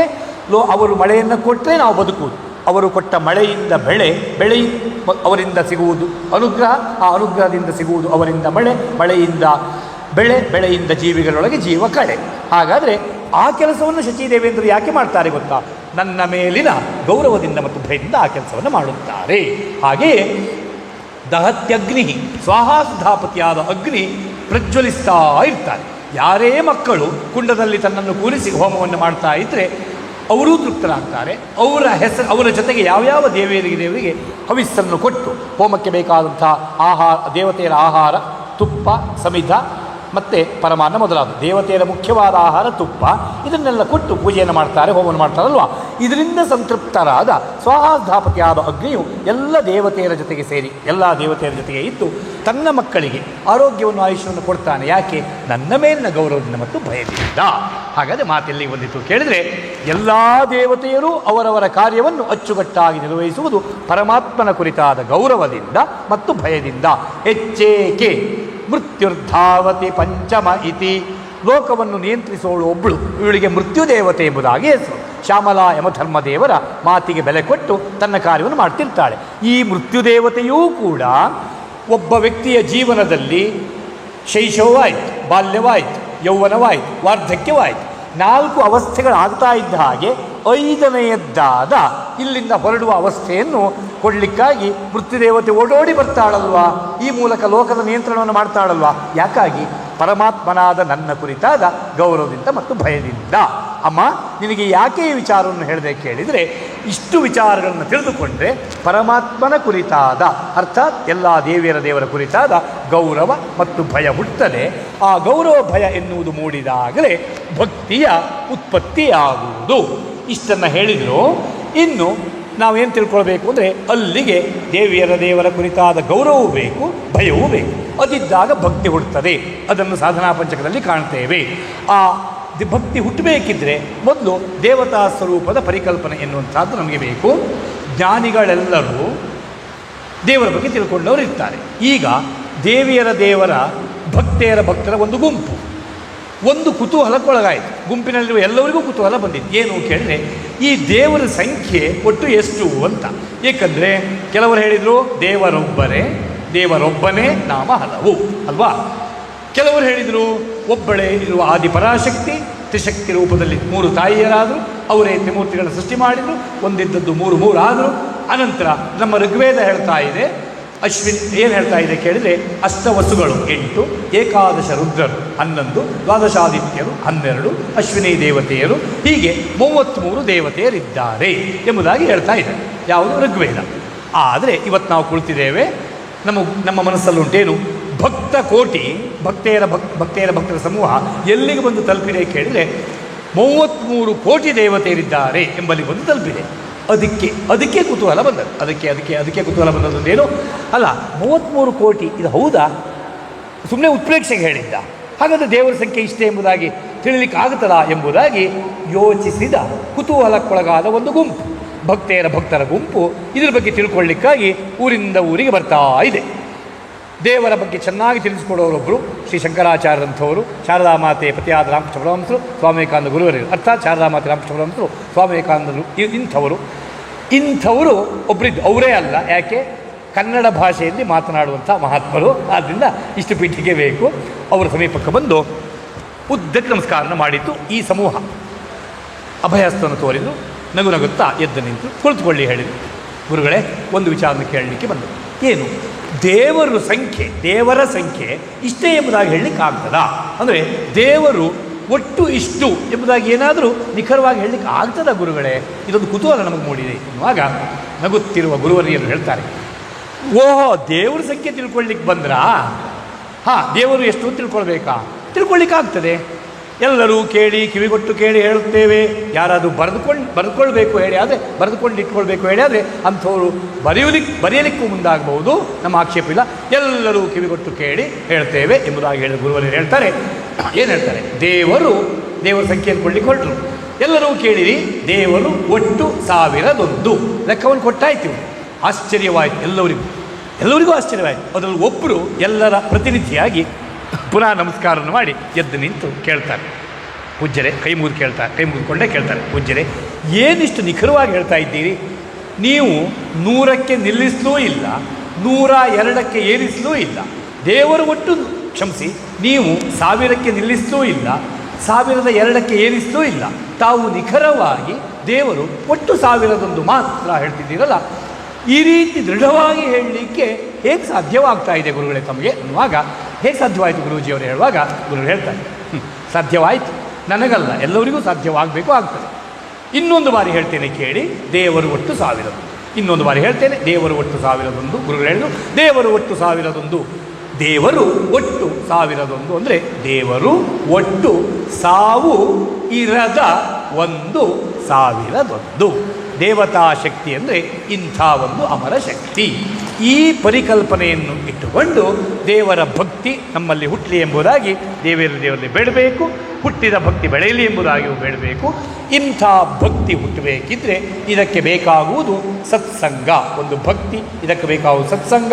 ಈ ಸತ್ಸಂಗದಿಂದ ಪರಮಾತ್ಮನ ಬಗ್ಗೆ ತಿಳುವಳಿಕೆ, ಈ ಪರಮಾತ್ಮನ ಬಗ್ಗೆ ತಿಳುವಳಿಕೆ ಬಂದ ಅನಂತರ, ಅಂದರೆ ತಿಳುವಳಿಕೆ ಅಷ್ಟೇ ಬಂದದ್ದು, ಪಡೀಲಿಕ್ಕೆ ಬೇಕಾದ ಸಾಧನೆಗಳು, ಆ ಸಾಧನೆಗಳಿಂದ ಎಲ್ಲಿಗೆ ಬಂದು ತಲುಪಲಿಕ್ಕೆ ಆಗುತ್ತದೆ ಎಂಬ ವಿಚಾರವನ್ನು ಸಾಧನಾ ಪಂಚಕದಲ್ಲಿ ನಾವು ಈಗ ಅವಲೋಕಿಸುವ. ಸಾಧನಾ ಪಂಚಕಂ ಶ್ರೀ ಮಚ್ಛಂಕರಾಚಾರ್ಯರು ಲೋಕಕ್ಕೆ ಕೊಟ್ಟಿರುವ ಪರಮ ಪವಿತ್ರವಾದ ಒಂದು ಸ್ತೋತ್ರ ಸಾಹಿತ್ಯ. ಪರಮ ಪೂಜ್ಯರು ಸಾಕಷ್ಟು ಸ್ತೋತ್ರಗಳನ್ನು ಲೋಕಕ್ಕೆ ಕೊಟ್ಟಿದ್ದಾರೆ. ಯಾರಿಗೆ ವೇದಾಧಿಕಾರವಿಲ್ವೋ ಅಂಥವರು ಪವಿತ್ರವಾದ ಸ್ತೋತ್ರಗಳ ಮೂಲಕವೇ ದೇವರ ದರ್ಶನವನ್ನು ಪಡೆದು ಅವರ ಅನುಗ್ರಹವನ್ನು ಪಡೆದು ಈ ಭೂಲೋಕದಲ್ಲಿ ಆರೋಗ್ಯ ಸಹಿತವಾದ ಆಯುಷ್ಯವನ್ನು ಪಡೆದು ಇಲ್ಲಿಂದ ತೆರಳಿದ ಅನಂತರ ದೇವರ ಮಡಿಲನ್ನು ಪಡೆಯುವುದಕ್ಕೆ ಸಾಧ್ಯವಾಗುತ್ತದೆ. ವೇದವು ಮಾಡುವ ಕೆಲಸವನ್ನು ಸ್ತೋತ್ರವೂ ಮಾಡುತ್ತದೆ. ವೇದಾಧಿಕಾರವಿದ್ದವರಿಗೆ ವೇದ ಮಾತ್ರ ಸಾಕು, ಅವರಿಗೆ ಸ್ತೋತ್ರ ಬೇಡ. ಶಾಂತಂ ಮಹಾಪಾಪ.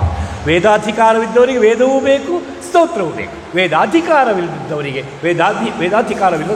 ಅವರು ಪರಮಾತ್ಮನ ಮಕ್ಕಳೇ ಅಲ್ವಾ, ಅವರಿಗಾಗಿ ಸ್ತೋತ್ರವನ್ನು ರಚಿಸಿಕೊಟ್ಟರು ಶ್ರೀಮತ್ ಶಂಕರಾಚಾರ್ಯರು. ಅವರನ್ನು ಪರಮಹರ್ಷಿ ಎಂಬುದಾಗಿ ನಮ್ಮ ತಲೆಯ ಮೇಲೆ ಕುಳ್ಳಿರಿಸಿಕೊಂಡು ನಾವು ಗೌರವಿಸಬೇಕು. ಹೀಗೆ ಗೌರವಿಸುತ್ತಾ ಸಾಧನಾ ಪಂಚಕಕ್ಕೆ ಪ್ರವೇಶವನ್ನು ಮಾಡುವಂತಹದ್ದು.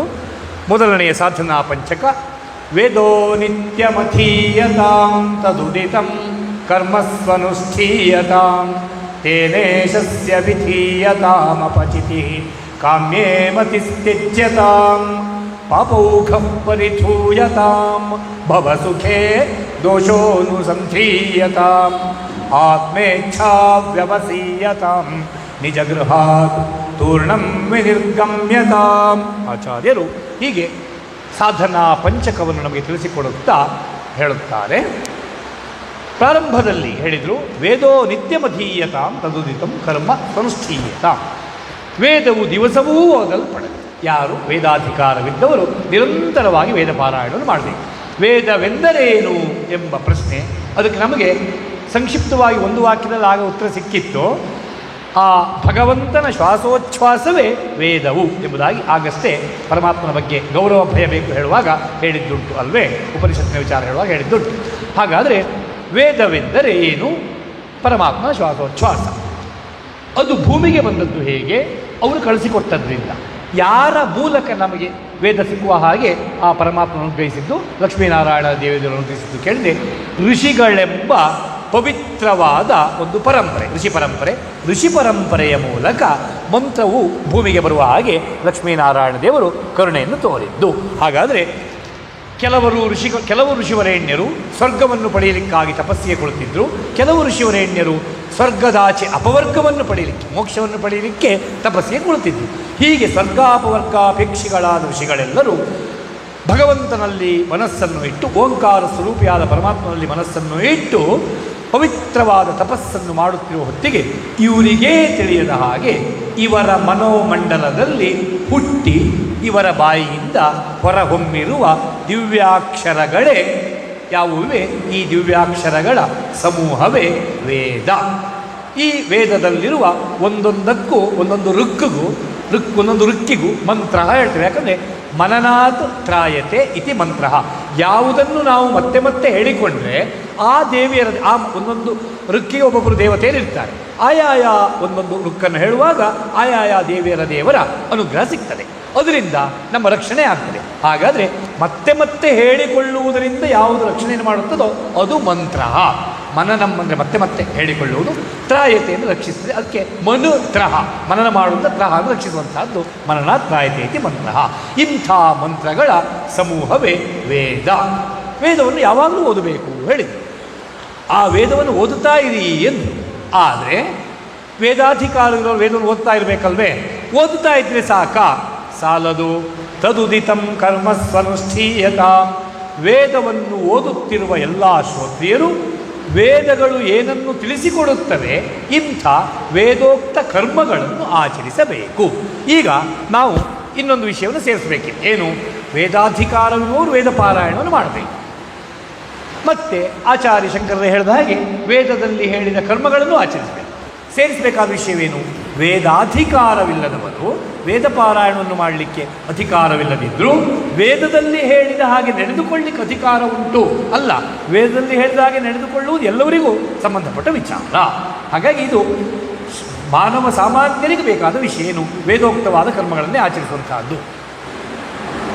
ಇಲ್ಲಿ ವೇದೋಕ್ತವಾದ ಕರ್ಮಗಳು ಅಂದರೆ ವೇದವು ತಿಳಿಸಿಕೊಟ್ಟಂಥ ಪವಿತ್ರವಾದ ಯಜ್ಞಗಳಿವೆ. ಶ್ರೌತ ಯಜ್ಞಗಳು ಹೇಳ್ತಾರೆ. ಸೋಮ ಸಂಸ್ಥೆ, ಪಾಕ ಸಂಸ್ಥೆ, ಹವಿಸ್ ಸಂಸ್ಥೆ ಎಂಬ ಶೀರ್ಷಿಕೆ ಅಡಿಯಲ್ಲಿ 7 ಮೂರ್ಲಿ, ಒಂದೊಂದರಲ್ಲಿ 7, ಒಟ್ಟು 21 ಯಜ್ಞಗಳಿವೆ. ರಾಜಸೂಯ, ವಾಜಪೇಯ, ಅಶ್ವಮೇಧ ಎಲ್ಲ ಕೇಳ್ತೇವಲ್ಲ, ಅಂಥದ್ದು 21. ರಾಜಸೂಯ ಎಲ್ಲ ಅಲ್ಲ, ವಾಜಪೇಯ, ಅಶ್ವಮೇಧ ಮೊದಲಾದದ್ದು 21 ಯಾಗಗಳಿವೆ.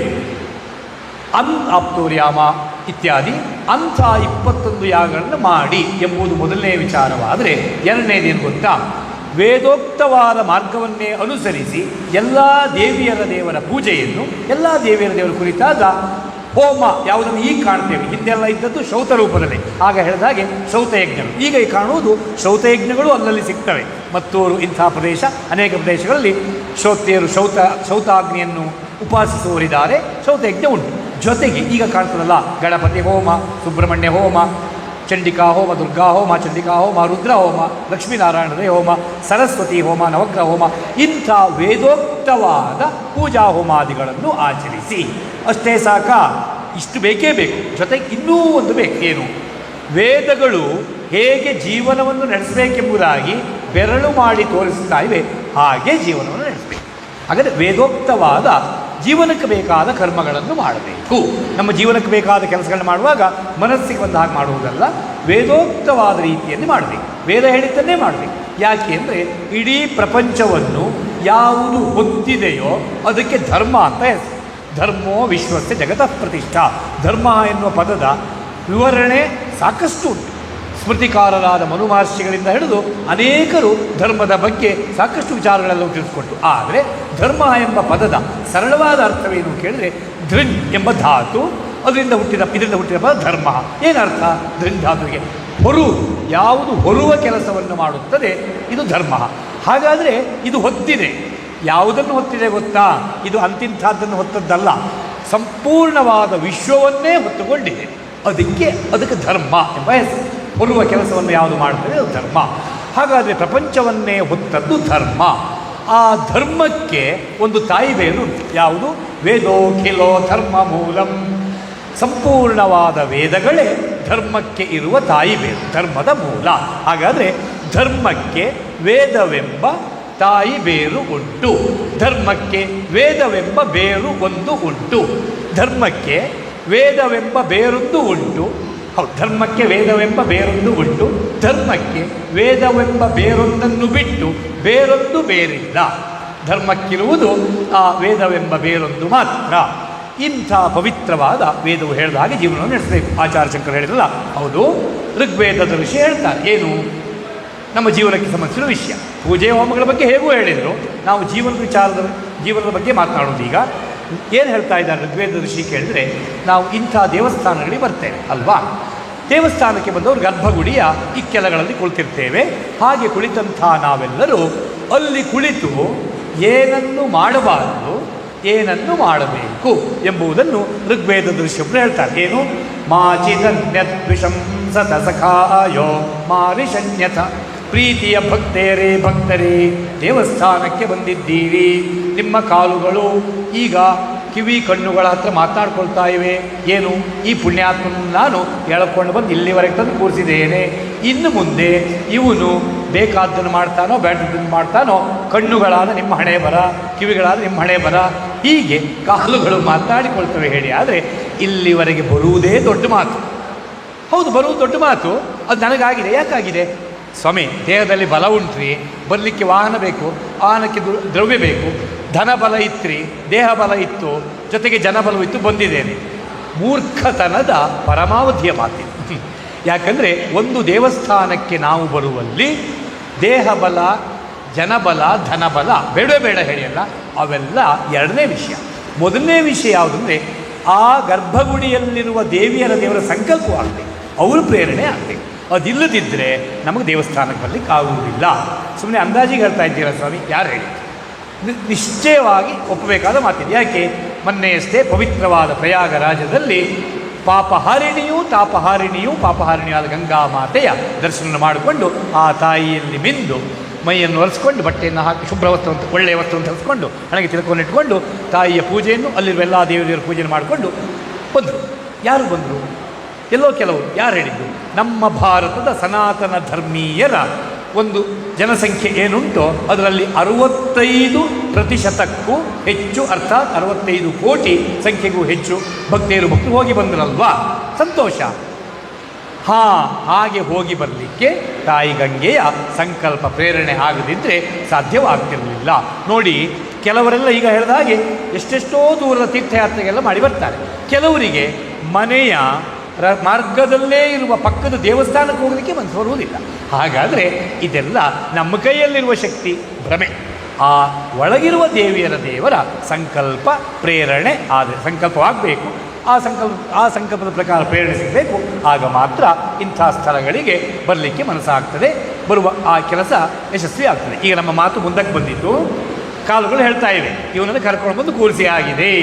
ಹಾಗಾದರೆ ಅಲ್ಲಿ ಬಂದು ಕುಳಿತ ಅನಂತರ ನಾವು ಏನನ್ನು ಮಾಡಬಾರದು, ಏನನ್ನು ಮಾಡಬೇಕು? ಋಗ್ವೇದ ಋಷಿಗಳು ಹೇಳ್ತಾರೆ, ಪ್ರೀತಿಯ ಭಕ್ತರೇ ಮಾಜಿದನ್ಯ ದ್ವಿಷೌಸತ. ದೇವಸ್ಥಾನದಲ್ಲಿ ಕುಳಿತ ನೀವು ಗರ್ಭಗುಡಿಯ ಅಕ್ಕಪಕ್ಕದಲ್ಲಿ ಗರ್ಭಗುಡಿಯ ಇಕ್ಕೆಲಗಳಲ್ಲಿ ಕುಳಿತಿದ್ದೀರಿ ಅಲ್ವಾ? ಇಲ್ಲಿ ಕುಳಿತುಕೊಂಡು ಮಾಚಿದ್ ದ್ವಿಷೌಸತ, ಒಳಗಿರುವ ದೇವರಿದ್ದಾರಲ್ಲ ಅವರನ್ನು ಬಿಟ್ಟು ಅನ್ಯದ್ ಮಾಚಿತ್ ವಿಷೌಸತ, ಬೇರೆಯವರನ್ನು ಹೊಗಳಬಾರದು. ಗರ್ಭಗುಡಿಯ ಒಳಗಿರುವ ದೇವರನ್ನು ಬಿಟ್ಟು ಬೇರೆ ಪುರುಷರನ್ನು ದೇವಸ್ಥಾನದಲ್ಲಿ ಹೊಗಳಬಾರದು. ಅಲ್ಲ, ನಾವು ಒಳ್ಳೆಯವ್ರ ಬಗ್ಗೆ ಮಾತನಾಡ್ತಾ ಇದ್ದೀವಿ ಸ್ವಾಮಿ. ಎಷ್ಟೆಷ್ಟು ಲೋಕ ಕಲ್ಯಾಣ ಕಾರ್ಯವನ್ನು ಮಾಡಿದ್ದಾರೆ ಗೊತ್ತಾ? ಇರಬಹುದು, ಅವರ ಒಳ್ಳೆಯತನದ ಬಗ್ಗೆ ನಮ್ಮ ಆಕ್ಷೇಪವಿಲ್ಲ, ಅವರು ಒಳ್ಳೆಯವರಲ್ಲವೆಂಬುದಾಗಿ ನಾವು ಹೇಳಲಿಲ್ಲ. ಆದರೆ ಅವರನ್ನು ಹೊಗಳಲಿಕ್ಕೆ ಇದು ತಾಣವಲ್ಲ. ಏಕೆಂದರೆ ಒಳಗಿರುವ ಪುರುಷೋತ್ತಮೆ, ಒಳಗಿರುವ ಇವಳ ಪತಿಯಾದ ಪುರುಷೋತ್ತಮ ಲಕ್ಷ್ಮೀನಾರಾಯಣ ದೇವರು, ಅರ್ಥಾತ್ ವಲ್ಲಿ ದೇವಸೇನ ಸುಬ್ರಹ್ಮಣ್ಯ ಎಲ್ಲ ಸದ್ಗುರು ಸಿದ್ಧಿಬುದ್ಧಿಮಾಗಣಾಧಿಪತಿ, ವಲ್ಲಿ ಸದ್ಗುರು ಸಿದ್ಧಿಬುದ್ಧಿಮಾಗಣಾಧಿಪತಿ, ವಲ್ಲಿ ದೇವಸೇನಾ ಸುಬ್ರಹ್ಮಣ್ಯ ದೇವರು, ಸದ್ಗುರು ಸಿದ್ಧಿಬುದ್ಧಿಮಾಗಣಾಧಿಪತಿ, ವಲ್ಲಿ ದೇವಸೇನಾ ಸುಬ್ರಹ್ಮಣ್ಯ ದೇವರಿಂದ ಕೂಡಿದ ಪಾರ್ವತಿ ಪರಮೇಶ್ವರರು, ಲಕ್ಷ್ಮೀ ಸರಸ್ವತಿ ಬ್ರಹ್ಮದೇವರೆಲ್ಲ ಇದ್ದಾರೆ. ಒಳಗಿರುವ ಈ ಪುರುಷೋತ್ತಮರು ಇದ್ದಾರಲ್ಲ, ಇವರಿಗಿಂತ ದೊಡ್ಡ ಉತ್ತಮ ಪುರುಷ ಲೋಕದಲ್ಲಿ ಯಾರೂ ಇಲ್ಲಿ ಸಾಧ್ಯವಿಲ್ಲ. ಧರೆಗೆ ದೊಡ್ಡವರು ಇವರು. ಆದ್ದರಿಂದ ಇಂಥ ದೊಡ್ಡವರ ಎದುರಿಗೆ ಕುಳಿತು ಬೇರೆಯವನ್ನು ಹೊಗಳಬಾರದು. ದೇವಸ್ಥಾನದಲ್ಲಿ ಅನ್ಯ ಪುರುಷರ ಪ್ರಶಂಸೆಯು ಸಲ್ಲದು. ನೋಡಿ, ಹೊಗಳಲೇಬಾರದು ಎಂಬುದಾಗಿ ಹೇಳಿದರು. ಇನ್ನು ತೆಗಳಬಾರದು ಅಂತ ಹೇಳಬೇಕಾಗಿಯೇ ಇಲ್ಲ, ಅರ್ಥಾತ್ ಸಿದ್ಧ. ಆದರೂ ಮಂತ್ರಪೂರ್ವಕವಾಗಿ ಹೇಳ್ತಾ ಇದ್ದಾರೆ ಋಷಿಗಳೇನು, ಸಖಾಯೋ ಮಾರಿ ಶನ್ಯಥ ಪ್ರೀತಿಯ ಭಕ್ತೇರೇ. ನೋಡಿ, ನಮ್ಮನ್ನೆಲ್ಲ ಋಷಿಗಳು ಹೇಗೆ ಕರೀತಾರೆ ಗೊತ್ತಾ? ನಮ್ಮ ಮಕ್ಕಳೇ ಹೇಳ್ತಾರೆ ಕೆಲವು ಬಾರಿ. ಇಲ್ಲಿ ಹಾಗೆ ಹೇಳಿದ, ಗೆಳೆಯರೇ ಎಂಬುದಾಗಿ ಕರೀತಾರೆ. ಗೆಳೆಯರೇ ಆದ ಭಕ್ತರೇ ಬೇರೆಯವ್ರನ್ನ ಹೊಗಳಬಾರದು ಹೇಳಿದ್ದು ಅಷ್ಟೇ ಅಲ್ಲ, ಬೇರೆಯವರ ನಿಂದನೆಯನ್ನು ದೇವಸ್ಥಾನದಲ್ಲಿ ಮಾಡಬಾರ್ದು, ಬೇರೆಯವರಿಗೆ ಹಿಂಸೆಯನ್ನು ಕೊಡಬಾರ್ದು, ಬೇರೆಯವ್ರ ನಿಂದನೆಯನ್ನು ಮಾಡಬಾರ್ದು. ಹಾಗಾದರೆ ದೇವಸ್ಥಾನದಲ್ಲಿ ಕುಳಿತು ಅನ್ಯ ಪುರುಷರ ಪ್ರಶಂಸೆ, ಅನ್ಯ ಪುರುಷರ ನಿಂದನೆ ಎರಡೂ ಮಾಡಬಾರದಾದ ಕೆಲಸ, ಎರಡನ್ನೂ ಮಾಡಬಾರ್ದು. ಹೌದಾ? ಹಾಗಾದರೆ ನಮ್ಮ ನಾಲ್ಗೆಗೆ ಏನು ಕೆಲಸವೇ ಇಲ್ವಾ? ಯಾರು ಹೇಳಿದ್ದು? ನಾಲ್ಗೆ ಕೆಲಸ ಉಂಟೇನು? ಇಂದ್ರ ಮಿತುಸ್ತೋತ ವೃಷಣಂ ಸಚಾಸುತೆ. ಒಳಗೆ ಕುಳಿತಿದ್ದಾರಲ್ಲ ಜಗಜ್ಜನನೀ ಜನಕರು, ಇವರನ್ನು ಬಾಯಿ ತುಂಬಿ ಹೋಗಲಿ, ಅದಕ್ಕೆ ಸ್ತೋತ್ರಂ ಎಂಬುದಾಗಿ ಹೇಳಿ, ಸ್ತೋತ್ರವನ್ನು ಹೇಳಿ. ಓ ಹಾಗಾದರೆ ಪೂಜ್ಯರಾದ ಋಷಿಗಳೇ, ಸ್ತೋತ್ರವನ್ನು ಹೇಳಿ ಕೇಳಿ. ನಮಗೆ ಈ ದೇವರ ಕುರಿತಾದ ಒಂದು ಸ್ತೋತ್ರ ಬರ್ತದೆ, ಹೇಳಲಿಕ್ಕೆ 5 ನಿಮಿಷ ಸಾಕು. ಅದನ್ನು ಹೇಳಿಕೊಂಡು ಮತ್ತೆ ಮಾತಾಡಬಹುದಾ? ಬೇಡ. ಯಾರು ಹೇಳಿ? ಮುಹುರುಕ್ತಾಚ ಶಂಸತ. 1 ಬಾರಿ ಹೇಳಿ ಆಯಿತಾ? 2ನೇ ಬಾರಿ ಹೇಳಿ, ಮತ್ತೆ ಅವ್ರನ್ನೇ ಹೋಗಲಿ, 3ನೇ ಬಾರಿ ಹೇಳಿ. ಏನು ಋಷಿಗಳೇ, 1 ದಿವಸ 3, 4, 5 ಬಾರಿಯಾ? ಋಷಿಗಳು ಹೇಳ್ತಾರೆ, ಕಂದ, 1 ದಿವಸದ ಲೆಕ್ಕ ತೆಗೆದುಕೊಂಡ್ರೆ 5 ಬಾರಿಯಾ 10 ಬಾರಿಯಾ ಕೇಳ್ತಿ, ನಿನಗೆ ಹೆಚ್ಚಾಗಿ ಕಾಣ್ತದೆ. ವರ್ಷದ ಲೆಕ್ಕ ತೆಗೆದುಕೊಂಡ್ರೆ ಇದು ಏನೂ ಅಲ್ಲ, ನೀನು ಹೊಗಳಿದ್ದಕ್ಕಿಂತ ಬಿಟ್ಟದ್ದೇ ಹೆಚ್ಚು ದಿವಸಗಳಲ್ಲಿ. ಹಾಗಾಗಿ ಇಲ್ಲಿ ಕುಳಿತುಕೊಂಡು ದೇವರ ಪ್ರಶಂಸೆಯನ್ನು ಮಾಡುವುದು ಬಿಟ್ಟರೆ ಬೇರೆ ಇನ್ನೇನನ್ನೂ ಮಾಡಬಾರದು. ಋಗ್ವೇದದ ಋಷಿಗಳು ನಮಗೆ ತಿಳಿಸಿದ ವಿಚಾರ, ವೇದವು ಹೇಳಿದ ಕೆಲಸಗಳನ್ನೇ ಮಾಡಬೇಕು ಎಂಬುದಾಗಿ ಆಚಾರ್ಯ ಶಂಕರರು ಹೇಳಿದ ಮಾತಿನ ಅಂತರರ್ಥ ಇದಾಗಿದೆ. ತೇನೇಶಸ್ಯ ವಿಧೀಯತಾಮಪಚಿತಿ ಕಾಮ್ಯೇ ಮತಿಸ್ತ್ಯಜ್ಯತಾಂ. ವೇದೋಕ್ತವಾದ ಕರ್ಮಗಳನ್ನೇ ಮಾಡಬೇಕೆಂಬುದಾಗಿ ಹೇಳಿದ ಆಚಾರ್ಯರು ಹೇಳ್ತಾರೆ, ವೇದೋಕ್ತವಾದ ಕರ್ಮಗಳನ್ನು ಮಾಡಿ ಎಂದಾದರೆ ಹಾಗಾದರೆ ದೇವತಾರ್ಚನೆಯನ್ನು ಮಾಡಬೇಕು. ನಾವು ಈ ಪವಿತ್ರವಾದ ಕಲಿಯುಗದಲ್ಲಿ ಮೂರ್ತಿ ಪೂಜೆಯನ್ನು ಕಾಣ್ತಾ ಇದ್ದೇವೆ ಅಲ್ವಾ? ನೋಡಿ, ಕೃತಯುಗದಲ್ಲಿ ಮೂರ್ತಿ ಪೂಜೆ ಇರಲಿಲ್ಲ. ಕೃತಯುಗದಲ್ಲಿ ತಪಸ್ಸಿನಿಂದಲೇ ತಮಗೆ ಬೇಕಾದದ್ದನ್ನು ಭಕ್ತರು ಪಡೆಯುತ್ತಾ ಇದ್ದರು. ಮುಂದೆ ತ್ರೇತಾಯುಗದಲ್ಲಿ ಹಿಂದಿನ ತಪಸ್ಸು ಮುಂದುವರಿಯಿತು, ಕೃತಯುಗದ ತಪಸ್ಸು ಉಂಟು, ಜೊತೆಗೆ ಅಗ್ನಿಪಾಸನೆ ಎನ್ನುವುದು ಪ್ರಾರಂಭವಾಯಿತು. ಕೃತಯುಗದಲ್ಲೂ ಇತ್ತು, ತ್ರೇತಾಯುಗದಲ್ಲಿ ಅಗ್ನಿಪಾಸನೆ ಬಹಳ, ತಪಸ್ಸು ಅಗ್ನಿಪಾಸನೆ. ತಪಸ್ಸಿನ ಸ್ವಾಹಾಸುಧಾಪತಿಯಾದ ಅಗ್ನಿಯ ಜೊತೆಗೆ ಎಲ್ಲ ದೇವರ ಉಪಾಸನೆ ರೂಪವಾದ ಯಜ್ಞ, ತಪಸ್ಸು ಮತ್ತು ಯಜ್ಞ ಇವೆರಡರ ಮೂಲಕ ದೇವರನ್ನು ಸಾಕ್ಷಾತ್ಕರಿಸಿಕೊಳ್ಳುವ ಪ್ರಯತ್ನ, ದೇವರನ್ನು ಪಡೆಯುವ ಪ್ರಯತ್ನ. ದ್ವಾಪರ ಯುಗಕ್ಕೆ ಬರುವಾಗ ಹಿಂದಿನ ತಪಸ್ಸು ಉಂಟು, ಹಿಂದಿನ ಯಜ್ಞವೂ ಉಂಟು, ಜೊತೆಗೊಂದು ಮೂರ್ತಿ ಪೂಜೆ ಎನ್ನುವಂಥದ್ದು ಸೇರಿತು ಈ ದ್ವಾಪರ ಯುಗದಲ್ಲಿ. ಮುಂದೆ ಈ ಕಲಿಯುಗಕ್ಕೆ ಬರುವ ಹೊತ್ತಿಗೆ ಹಿಂದಿನ ತಪಸ್ಸು ಉಂಟು, ಹಿಂದಿನ ಯಜ್ಞ, ಸ್ವಾಹಾಧಾಪತಿಯಾದ ಅಗ್ನಿಯ ಎಲ್ಲ ದೇವರ ಉಪಾಸನೆ ಈ ರೂಪದ ಹೋಮ, ಹಿಂದೆ ಹೇಳಿದ ಶ್ರೌತಯಜ್ಞ, ಸ್ಮಾರ್ತಯಜ್ಞ ಅದೂ ಉಂಟು. ಜೊತೆಗೆ ದ್ವಾಪರ ಯುಗದ ಮೂರ್ತಿ ಪೂಜೆಯೂ ಉಂಟು. ಕಲಿಯುಗದಲ್ಲಿ ಹೊಸದಾಗಿ ಸೇರಿದ್ದು ಇನ್ನೊಂದು ಯಾವುದು ಗೊತ್ತಾ? ಮೊದಲಿಂದೂ ಇತ್ತು, ಈಗ ಹೆಚ್ಚು ಪ್ರಾಶಸ್ತ್ಯ ಈ ಮೂರರ ಜೊತೆಗೆ. ಅದಕ್ಕೆ ಯಾವುದು? ಜಪ, ಪ್ರಾರ್ಥನೆ, ಧ್ಯಾನ. ಹಾಗಾದರೆ ಇವೆಲ್ಲವನ್ನು ಸೇರಿಸಿ ರುಕ್ಮಿಣೀಪತಿಯಾದ ಶ್ರೀಕೃಷ್ಣದೇವರು ದ್ರೌಪದೀಶನಾದ ಅರ್ಜುನನಿಗೆ ಹೇಳಿದ್ದು ಇವುಗಳಿಗೆ ಶೀರ್ಷಿಕೆ ಯಜ್ಞ. ಯಜ್ಞ ಎಂಬ ಶೀರ್ಷಿಕೆಯ ಒಳಗೆ ಈ ಎಲ್ಲವೂ ಬರ್ತವೆ, ತಪಸ್ಸಿನಿಂದ ಹಿಡಿದು ಜಪದವರೆಗೆ, ಪೂಜೆ, ಹೋಮ, ಧ್ಯಾನ ಎಲ್ಲ. ಹಾಗಾದರೆ ಶ್ರೀಮತ್ ಶಂಕರಾಚಾರ್ಯರು ಹೇಳ್ತಾರೆ, ವೇದೋಕ್ತವಾದ ಕರ್ಮವನ್ನೇ ಮಾಡಬೇಕು ಎಂಬ ನಮ್ಮ ಮಾತಿಗೆ ಬೆಲೆಯನ್ನು ಕೊಡ್ತಾ ಇದ್ದೀರಿ ಅಲ್ವಾ? ಕರ್ಮಕ್ಕೆ ಕೈ ಹಾಕಿ. ಕರ್ಮಕ್ಕೆ ಕೈ ಹಾಕುವಾಗ ನೀವು ಮಾಡುವ ಕರ್ಮ ದೇವತಾರ್ಚನೆ ಆಗಿರಲಿ. ಇಲ್ಲಿ ಎರಡರ್ಥ. ನಾವು ಮಾಡುವ ದೇವರ ಪೂಜೆ ಒಂದು ಶ್ರೇಷ್ಠವಾದ ಕರ್ಮ, ಜೊತೆಗೆ ನಾವು ಮಾಡುವ ಪ್ರತಿಯೊಂದು ಕರ್ಮವು ದೇವರ ಪೂಜೆಯಾಗಿರಬೇಕು. ಯಜ್ಞಾರ್ಥ ಕರ್ಮಣೋನ್ಯತ್ರ ಲೋಕೋಯಂ ಕರ್ಮ ಬಂಧನ. ಪರಮ ಪವಿತ್ರವಾದಂಥ ಕರ್ಮ ಪ್ರತಿಯೊಬ್ಬರ ಶ್ರೇಯಸ್ಸಿಗೆ, ಪ್ರೇಯಸ್ಸಿಗೆ ಕಾರಣ. ಇದನ್ನು ರುಕ್ಮಿಣೀಕೃಷ್ಣರು ದ್ರೌಪದೀಶರಾರ್ಜುನಿಗೆ ಹೇಳಿದರು. ಆದರೆ ಕರ್ಮವನ್ನು ಮಾಡುವಾಗ ಈ ಕರ್ಮಕ್ಕೆ ಯಜ್ಞ ಎಂಬ ಸ್ವರೂಪದ ಲೇಪವನ್ನು ಕೊಟ್ಟು ಮಾಡಿದರೆ ಕರ್ಮದ ಬಂಧನಕ್ಕೆ ಸಿಲುಕುವುದಿಲ್ಲ. ಆ ಕಟ್ಟಿಗೆ ಸಿಲುಕಿಕೊಳ್ಳದೆ ಕರ್ಮವನ್ನು ಮಾಡಲಿಕ್ಕಾಗ್ತದೆ. ಭಗವದರ್ಪಿತ ಬುದ್ಧಿಯಿಂದ ಕರ್ಮವನ್ನು ಮಾಡಬೇಕು. ಹಾಗಾದ್ರೆ ಏನು ಹೇಳಿದಾಗಾಯಿತು ಅಂದರೆ ದೇವತಾರ್ಚನೆ ಬೇಕು. ಮೂರ್ತಿ ಪೂಜೆಯ ಬಗ್ಗೆ ಆಚಾರ್ಯ ಶಂಕರು ಹೇಳ್ತಾ ಇದ್ದಾರೆ. ದೇವರ ಪೂಜೆಯನ್ನು ಮಾಡಿ, ಮೂರ್ತಿ ಪೂಜೆಯನ್ನು ಮಾಡುವವರಿಗೆ ಒಂದು ಆದರ್ಶ ಬೇಕು. ಏನು ಆದರ್ಶ ಕೇಳಿದರೆ, ನೋಡಿ, ನಾವು ರೂಢಿಯಲ್ಲಿ ಬಳಸುವ ಕೆಲವು ಕನ್ನಡ ಭಾಷೆಯ ವಾಕ್ಯಗಳನ್ನೊಮ್ಮೆ ಗಮನಿಸುವ. ಮನೆಯಲ್ಲಿ ಕುಳಿತಂಥ ನಾವು ದೂರದರ್ಶನದೊಳಗೆ ಬರುವ ಕಾರ್ಯಕ್ರಮವನ್ನು ನೋಡ್ತಾ ಇರ್ತೇವೆ. ಏನು ಮಾಡ್ತಾ ಇರ್ತೇವೆ? ದೂರದರ್ಶನದೊಳಗೆ ಬರುವ ಕಾರ್ಯಕ್ರಮವನ್ನು ನೋಡ್ತಾ ಇರ್ತೇವೆ. ಏನು ಹೇಳ್ತೇವೆ ಅಂದರೆ, ದೂರದರ್ಶನವನ್ನು ನೋಡ್ತಾ ಇದ್ದೇವೆ ಹೇಳ್ತೇವೆ. ದೂರದರ್ಶನವನ್ನು ನೋಡ್ತಾ ಇದ್ದೇವೆ ಹೇಳ್ತೇವೆ. ನಿಜವಾಗಿ ನೋಡಿದರೆ ನಾವು ದೂರದರ್ಶನವನ್ನು ನೋಡುತ್ತಿದ್ದೇವೆ ಅಲ್ಲ, ನಾವು ದೂರದರ್ಶನದ ಒಳಗೆ ಬರುತ್ತಿರುವ ಕಾರ್ಯಕ್ರಮವನ್ನು ನೋಡುತ್ತಿದ್ದೇವೆ. ಅಲ್ಲ, ಈ ತಿದ್ದುಪಡಿಯಲ್ಲ ಬೇಕಾ? ಬೇಕು. ಯಾಕೆ ಗೊತ್ತಾ? ದೂರದರ್ಶನವನ್ನು ನೋಡುವುದೇ ಬೇರೆ, ದೂರದರ್ಶನದ ಒಳಗೆ ಬರುವ ಕಾರ್ಯಕ್ರಮವನ್ನು ನೋಡುವುದೇ ಬೇರೆ. ಹಾಗಾದರೆ ದೂರದರ್ಶನದ ಒಳಗೆ ಬರುವ ಕಾರ್ಯಕ್ರಮವನ್ನು ನಾವೆಲ್ಲ ನೋಡ್ತಿದ್ದೇವೆ. ಹೌದು, ಈ ದೂರದರ್ಶನವನ್ನು ನೋಡುತ್ತಿದ್ದೇವೆ ಎನ್ನುವ ವಾಕ್ಯವು ಅದು ಯೋಗ್ಯ ಅಂತ ನೀವು ಹೇಳಿದಾಗ ಆಯ್ತಲ್ಲ. ಯೋಗ್ಯ, ಹೌದು, ಯೋಗ್ಯ ಮಾತ್ರವಲ್ಲ, ಎರಡಕ್ಕೂ ವ್ಯತ್ಯಾಸ ಉಂಟು. ಏನು ಕೇಳಿದ್ರೆ, ನಾವು ದೂರದರ್ಶನವನ್ನು ಕೊಂಡುಕೊಳ್ಳಿಕ್ಕಾಗಿ ಅಂಗಡಿಗೆ ಬರ್ತೇವಲ್ವಾ, ಆಗ ದೂರದರ್ಶನವನ್ನು ನೋಡುವುದು. ಹೇಗುಂಟು, ಮೇಲೆ ಹೇಗುಂಟು, ಕೆಳಗೆ ಹೇಗುಂಟು, ಮೇಲೆ ಹೇಗುಂಟು, ಮಧ್ಯೆ ಹೇಗುಂಟು, ಕೈಯಲ್ಲೆಲ್ಲ ಹೊಡೆದು ನೋಡ್ತೇವೆ. ಅವರು ನಮಗಿಂತ ಜೋರಾಗಿ ಹೊಡಿತಾರೆ, ಅವ್ರು ಹೊಡಿಲಿಕ್ಕಿಟ್ಟದ್ದೇ ಒಂದು, ನಾವು ಕೊಡೋದೇ ಮತ್ತೊಂದು. ಹೀಗೆಲ್ಲ ಹೇಳಬೇಡಿ, ಚೆನ್ನಾಗಿ ತೋರಿಸ್ತಾರೆ, ಗಟ್ಟಿ ಉಂಟು, ಇದು ಅಂಥದ್ದು, ಈ ಸಂಸ್ಥೆಯದ್ದು, ಆ ಸಂಸ್ಥೆಯದ್ದು ಹೇಳ್ತಾರೆ. ಆಗ ನಾವು ದೂರದರ್ಶನವನ್ನು ನೋಡುತ್ತೇವೆ. ಅದರೊಳಗೇನು ನೋಡುವುದಿಲ್ಲ, ನೋಡ್ಲಿಕ್ಕೆ ಒಳಗೇನೂ ಇಲ್ಲ ಅಲ್ವಾ? ಅದು ಆಗ ದೂರದರ್ಶನ ನೋಡ್ತೇವೆ, ಸತ್ಯ. ಮನೆಗೆ ದೂರದರ್ಶನ ತಂದಾದ ಮೇಲೆ ಅದಕ್ಕೆ ಸಂಪರ್ಕವನ್ನು ಕೊಟ್ಟ ನಂತರ ಆಗ ನಾವು ದೂರದರ್ಶನವನ್ನು ನೋಡುತ್ತೇವೆ ಅಲ್ಲ, ದೂರದರ್ಶನದ ಒಳಗೆ ಬರುವ ಕಾರ್ಯಕ್ರಮವನ್ನು ನೋಡುತ್ತೇವೆ. ಈ ವಿಷಯ ಇಲ್ಲಿ ಯಾಕೆ ಬೇಕು ಅಂದರೆ, ಬೇಕು. ಮೂರ್ತಿ ಪೂಜೆಯನ್ನು ಮಾಡುವವರಿಗೆ ಈ ಆದರ್ಶ ಬೇಕು. ನಾವು ಮೂರ್ತಿಯನ್ನೇ ನೋಡ್ತಾ ಕುಳಿತುಕೊಳ್ಳುವುದಲ್ಲ, ಆ ಮೂರ್ತಿಯ ಒಳಗೆ ಆರಾಧ್ಯ ದೇವತೆಯನ್ನು ಕಾಣಬೇಕು. ಮೂರ್ತಿ ಒಲ್ಲಿ ದೇವಸೇನಾ ಸುಬ್ರಹ್ಮಣ್ಯ ದೇವರ ವಿಗ್ರಹ ಉಂಟು ಅಲ್ವಾ? ಆ ವಿಗ್ರಹಕ್ಕೆ ಪೂಜೆ ಅಲ್ಲ, ವಿಗ್ರಹದೊಳಗೆ ಒಲ್ಲಿ ದೇವಸೇನಾ ಸುಬ್ರಹ್ಮಣ್ಯ ದೇವರೇ ಬಂದು ಕುಳಿತಿದ್ದಾರೆ. ಯಾಕೆ ಬಂದು ಕುಳಿತಿದ್ದಾರೆ? ಅವರಿಗೆ ನಮ್ಮ ಮೇಲೆ ಕರುಣೆ ಉಂಟು, ಬಂದು ಕುಳಿತಿದ್ದಾರೆ. ಹೇಗೆ ಬಂದು ಕುಳಿತಿದ್ದಾರೆ? ಪುನಃ ಅವರಿಗೆ ನಮ್ಮ ಮೇಲೆ ಕರುಣೆ ಉಂಟು, ಆದ್ದರಿಂದ ಪುರೋಹಿತರು ಪ್ರೀತಿಯಿಂದ ಬೇಡಿದಾಗ ಬಂದು ಕುಳಿತು. ಅದಕ್ಕೆ ದೇವತಾ ಪ್ರಾಣ ಪ್ರತಿಷ್ಠಾಪನೆ ಹೇಳಿ ಹೆಸರು. ಹಾಗಾದರೆ ದೇವರ ಪೂಜೆಯನ್ನು ಮಾಡುವಾಗ ಮೂರ್ತಿಯೊಳಗೆ ದೇವತಾ ಶಕ್ತಿಯನ್ನು ಕಂಡು ಪೂಜಿಸಬೇಕು. ವಿಗ್ರಹಕ್ಕೆ ಸೀರೆಯನ್ನು ಉಡಿಸ್ತಾ ಇದ್ದೇನೆ, ಅಮ್ಮನವ್ರ ವಿಗ್ರಹಕ್ಕೆ ಸೀರೆಯನ್ನು ಉಡಿಸ್ತಾ ಇದ್ದೇನೆ, ಒಲ್ಲಿ ದೇವಸೇನಾ ಸುಬ್ರಹ್ಮಣ್ಯ ದೇವರ ಸಿದ್ಧಿಬುದ್ಧಿಮಾಗಣಾಧಿಪತಿಯ ವಿಗ್ರಹಕ್ಕೆ ಮುಡಿಯನ್ನು ಉಡಿಸ್ತಾ ಇದ್ದೇನೆ ಅಲ್ಲ, ಅಮ್ಮನವರಿಗೇ ಸೀರೆಯನ್ನು ಉಡಿಸ್ತಾ ಇದ್ದೇವೆ. ಸಿದ್ಧಿಬುದ್ಧಿಮಾಗಣಾಧಿಪತಿಗೆ ಕೆಂಪು ಬಣ್ಣದ ಮಡಿಯನ್ನು ಉಡಿಸ್ತಾ ಇದ್ದೇವೆ, ಒಲ್ಲಿ ದೇವಸೇನಾ ಸುಬ್ರಹ್ಮಣ್ಯ ದೇವರಿಗೆ ಒಳ್ಳೆಯ ಮಡಿಯನ್ನು ಉಡಿಸ್ತಾ ಇದ್ದೇವೆ, ಒಳ್ಳೆಯ ವಸ್ತುವನ್ನು ಉಡಿಸ್ತಾ ಇದ್ದೇವೆ. ಹೀಗೆ ಪೂಜೆ ಮಾಡುವುದು ಈ ಆದರ್ಶ ಬೇಕು. ಹಾಗಾದರೆ ಇನ್ನೂ ಸರಳವಾಗಿ ಹೇಳಬೇಕಂದ್ರೆ, ಕನ್ನಡಿಯ ಮುಂದೆ ಬಂದು ನಿಲ್ತ ನಾವು ಅದೇ ದೂರದರ್ಶನದ ಹಾಗೆ ತರುವಾಗ ಒಮ್ಮೆ ಕನ್ನಡಿಯನ್ನು ನೋಡಿದ್ದಷ್ಟೇ, ದಿವಸೂ ಕನ್ನಡಿಯನ್ನು ನೋಡುವುದಲ್ಲ, ಕನ್ನಡಿ ಒಳಗೆ ನಮ್ಮ ಮುಖವನ್ನು ನೋಡುವುದು. ನಾವು ಕನ್ನಡಿ ನೋಡಲಿಕ್ಕೋಸ್ಕರ ಬಂದು ನಿಂತದ್ದಲ್ಲ. ಹಾಗೆ ಕನ್ನಡಿಯ ಒಳಗೆ ನಮ್ಮ ಮುಖವನ್ನು ಹೇಗೆ ಕಾಣುತ್ತೇವೋ ಇದೇ ರೀತಿ ದೇವತಾ ವಿಗ್ರಹದ ಒಳಗೆ ದೇವರನ್ನು ಕಾಣುವ ಪ್ರಯತ್ನವನ್ನು ಪ್ರಾಮಾಣಿಕವಾಗಿ ಮಾಡುತ್ತಾ ಪೂಜೆಯನ್ನು ಮಾಡಬೇಕು. ಅದಕ್ಕಾಗಿ ಆಚಾರ್ಯ ಶಂಕರರು ಪಂಚಾಯತನ ಪೂಜಾ ಪದ್ಧತಿ ಎಂಬ ಕ್ರಮವನ್ನು ಲೋಕಕ್ಕೆ ಕೊಟ್ಟರು.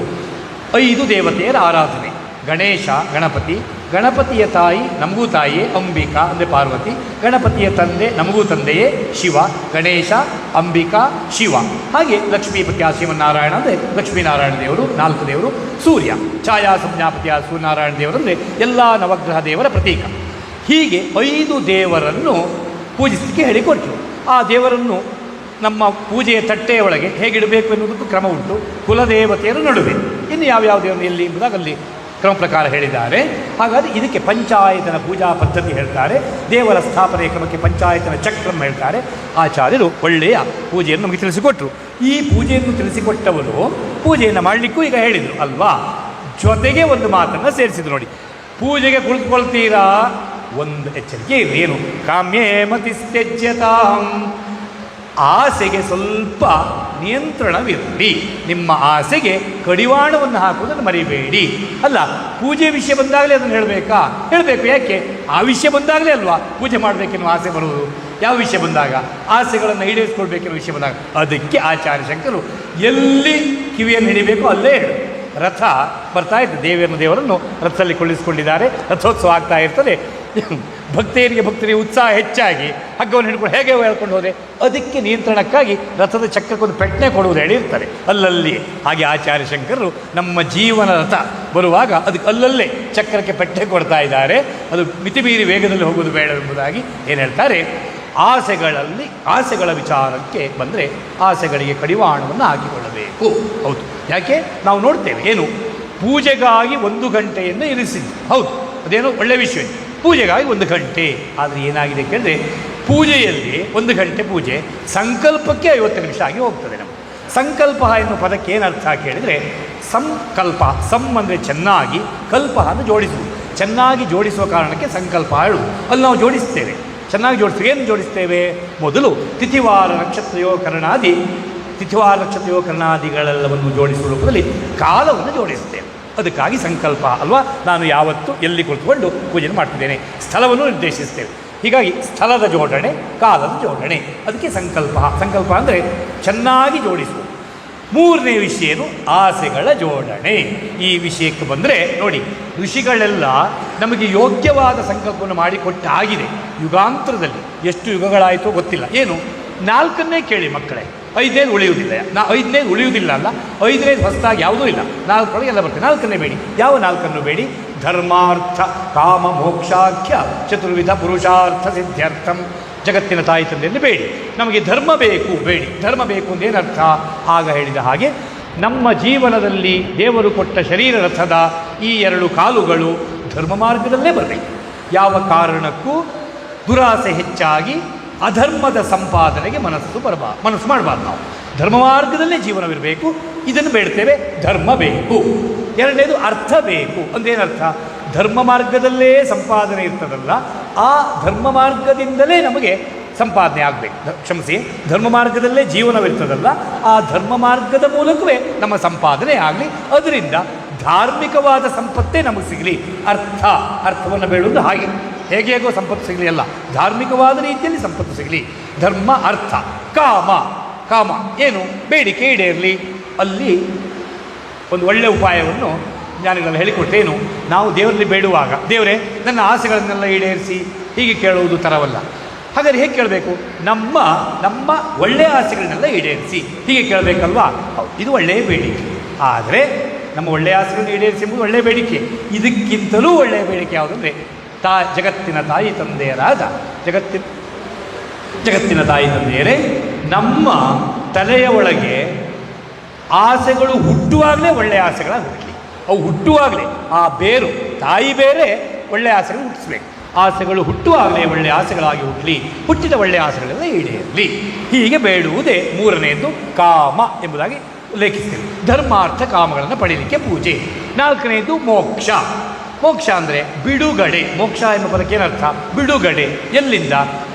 ಜನನ ಮರಣ ಚಕ್ರವಾದ ಈ ಭೂಲೋಕದಿಂದ ಬಿಡುಗಡೆ ಅಂದರೂ ಒಂದೇ, ಇಲ್ಲಿಂದ ಹೊರಟವರು ಮತ್ತೆ ಜನನಕ್ಕೆ ಸಿಕ್ಕಿ ಹಾಕಿಕೊಳ್ಳದಿರುವುದಂದ್ರೂ ಒಂದೇ. ಹಾಗಾದ್ರೆ ಇಲ್ಲಿಂದ ಹೊರಟವರು ಬರಲಿಕ್ಕಿಲ್ಲ ಅಲ್ವಾ? ಅವ್ರು ಬರಲಿಕ್ಕಿಲ್ಲ, ಆಯಿತು. ಇಲ್ಲಿಂದ ಹೊರಟವರು ಬರಲಿಕ್ಕಿಲ್ಲ, ಹೊರಟವರು ಮುಂದೆ ಗತಿ ಏನು? ಇಲ್ಲಿಂದ ಹೊರಟವರು ದೇವರ ಮಡಿಲನ್ನೇ ಸೇರುತ್ತಾರೆ ಎಂದಾದರೆ ಅದು ಈ ಭವದಿಂದ ಬಿಡುಗಡೆ. ಆ ಭವನನ್ನು ಕುಳಿತಿದ್ದಾರಲ್ಲ ವಲ್ಲಿ ದೇವಸ್ಥಾನದ ಪೂರ್ಣದೇವರು ಅವರ ತಂದೆ, ಸಿದ್ಧಿಬುದ್ಧಿಮಾಗನಾಧಿಪತಿಯ ತಂದೆ, ಭವಾನಿಯ ಪತಿ ಆ ಭವ, ಅವನ ಮಡಿಲನ್ನು ಪಡೆಯುವುದು. ಇದೇ ಇಲ್ಲಿಂದ ಬಿಡುಗಡೆ, ಅಲ್ಲಿ ಮಡಿಲನ್ನು ಪಡೆಯುವಿಕೆ. ಇದಕ್ಕೆ ಮೋಕ್ಷ ಹೇಳ್ತಾರೆ. ಈ ನಾಲ್ಕನೇದನ್ನು ಬೇಡ್ತೇವೆ ಅಲ್ವಾ? ಧರ್ಮಾರ್ಥ ಕಾಮ ಮೋಕ್ಷಾಖ್ಯ ಚತುರ್ವಿಧ ಪುರುಷಾರ್ಥ ಸಿದ್ಧಾರ್ಥಂ. ಇಲ್ಲಿ ಒಂದು ಕ್ಷಣ ನಾವು ಯೋಚಿಸಬಹುದು, ದೇವರಲ್ಲಿ ಹೀಗೆ ಬೇಡಿಕೊಂಡೇ ಪೂಜೆಯನ್ನು ಮಾಡುವುದು. ದೇವರು ಒಂದು ದಿವಸ ಪುರುಸೊತ್ತು ಮಾಡಿಕೊಂಡು ಬಂದರು, ಪ್ರತ್ಯಕ್ಷೀಭೂತರಾದರು. ಮಗು ದಿವಸವೂ ಧರ್ಮ ಬೇಕು ಹೇಳಿ ಕೇಳ್ತಾ ಇದ್ದಿ, ಕೊಡಲ ಇವತ್ತು, ಕೊಡಿ ಎರಡೂ ಕೈಯಿಂದ ಬೇಡ್ತೇವೆ. ಇದೇ ದೇವರು ಕೊಟ್ಟರು ಹೊರಟರು. 15 ದಿವಸವಾದ ಮೇಲೆ ಮತ್ತೆ ಬಂದರು, ಅಲ್ಲ 1 ತಿಂಗಳಾದ ಮೇಲೆ ಬಂದರು. ಮಗು ಅರ್ಥ ಬೇಕು ಎಂಬುದಾಗಿ ಬೇಡ್ತಾ ಇದ್ದೀರ, ಅದನ್ನು ಕೊಡಲ, ಕೊಡಿ ಎರಡೂ ಕೈ ಹಿಡಿದು ಬೇಡ್ತೇವೆ. ಇದೇ ದೇವರು 5 ತಿಂಗಳಾದ ನಂತರ ಮತ್ತೆ ಬಂದರು. ಕಾಮ ಬೇಕು ಅಂದರೆ ಒಳ್ಳೆಯ ಆಸೆಗಳೇ ಹುಟ್ಟಬೇಕು, ಹುಟ್ಟಿದ ಆಸೆ ಈಡೇರಬೇಕು ಹೇಳಿ ಕೇಳ್ತಿದ್ದೀರ. ಈ ಒಳ್ಳೆಯ ಆಸೆಗಳನ್ನೂ ಈಡೇರಿಸಲ ಅಂದರೆ ಕಾಮವನ್ನು ಕೊಡಲ, ಕೊಡಿ. ಇದೇ ದೇವರು 1 ವರ್ಷವಾದ ನಂತರ ಬಂದು, ಮಗು ಅದೇನೋ ಮೋಕ್ಷ ಹೇಳ್ತಿದ್ದೀರ, ಕೊಡ್ಲ, ಅದು ಇಷ್ಟು ಬೇಗ ಬೇಡ, ಅದಕ್ಕೆ ಗಡಿ ಹಿಡಿಯಿಲ್ಲ. ಮತ್ತು ದಿವಸವೂ ಕೇಳ್ತಾ ಇದ್ದೆ ಪೂಜೆಯಲ್ಲಿ, ಅದು ಶಂಕರಾಚಾರ್ಯರಿಗೆ ಬೇಸರವಾಗಬಾರ್ದು ಎಂಬುದಾಗಿ ಪೂಜೆಯಲ್ಲಿ ಸೇರಿಸಿಕೊಟ್ಟಿದ್ದಾರೆ. ಒಂದು ಪದ ಬಿಟ್ಟರೆ ಮಂತ್ರಲೋಪವಾಗ್ತದೆ ಎಂಬುದಾಗಿ ಸೇರಿಸಿದ್ದು ಬಿಟ್ಟರೆ ಅದಿಷ್ಟು ಬೇಗ ಬೇಡ, ಹೀಗೆ ಹೇಳ್ಬೋದು, ಹೀಗೆ ಹೇಳುವ ಸಾಧ್ಯತೆ ಇರ್ಬೋದು ಅನ್ನಿಸ್ತದೆ ಅಲ್ವಾ? ಹೌದು, ವಿಡಂಬನೆಗಾಗಿ ಈ ಮಾತು ಆಗಿ ಕಂಡರೂ ವಿಡಂಬನೆಯಲ್ಲ. ವಿಷಯ ಉಂಟೇನು ವಿಷಯ ಕೇಳಿದ್ರೆ, ನಾವು ಧರ್ಮಾರ್ಥ ಕಾಮ ಮೋಕ್ಷಗಳನ್ನು ಬೇಡುವುದೇನೋ ಹೌದು, ಆದರೆ ಒಂದು ಯೋಚನೆ ನಮ್ಮ ಮನಸ್ಸಲ್ಲಿದ್ದು ಬಹಳ ಒಳ್ಳೆಯದೇನು, ಧರ್ಮಾರ್ಥ ಕಾಮಗಳನ್ನು ಕೇಳ್ತಾ ಇದ್ದೇವೆ, ಬೇಕೇ ಬೇಕು, ಪಡಿತಾ ಇದ್ದೇವೆ. ದೇವರೇ ಪ್ರಾಮಾಣಿಕವಾಗಿ ಹೇಳ್ತೇನೆ, ಮೋಕ್ಷವನ್ನು ಪಡೆಯುವಲ್ಲಿ ಜೀವನದ ಕುರಿತಾದ ಪ್ರಾಮಾಣಿಕವಾದ ತೃಪ್ತಿ ಎನ್ನುವುದು ಹುಟ್ಟಿರಬೇಕು.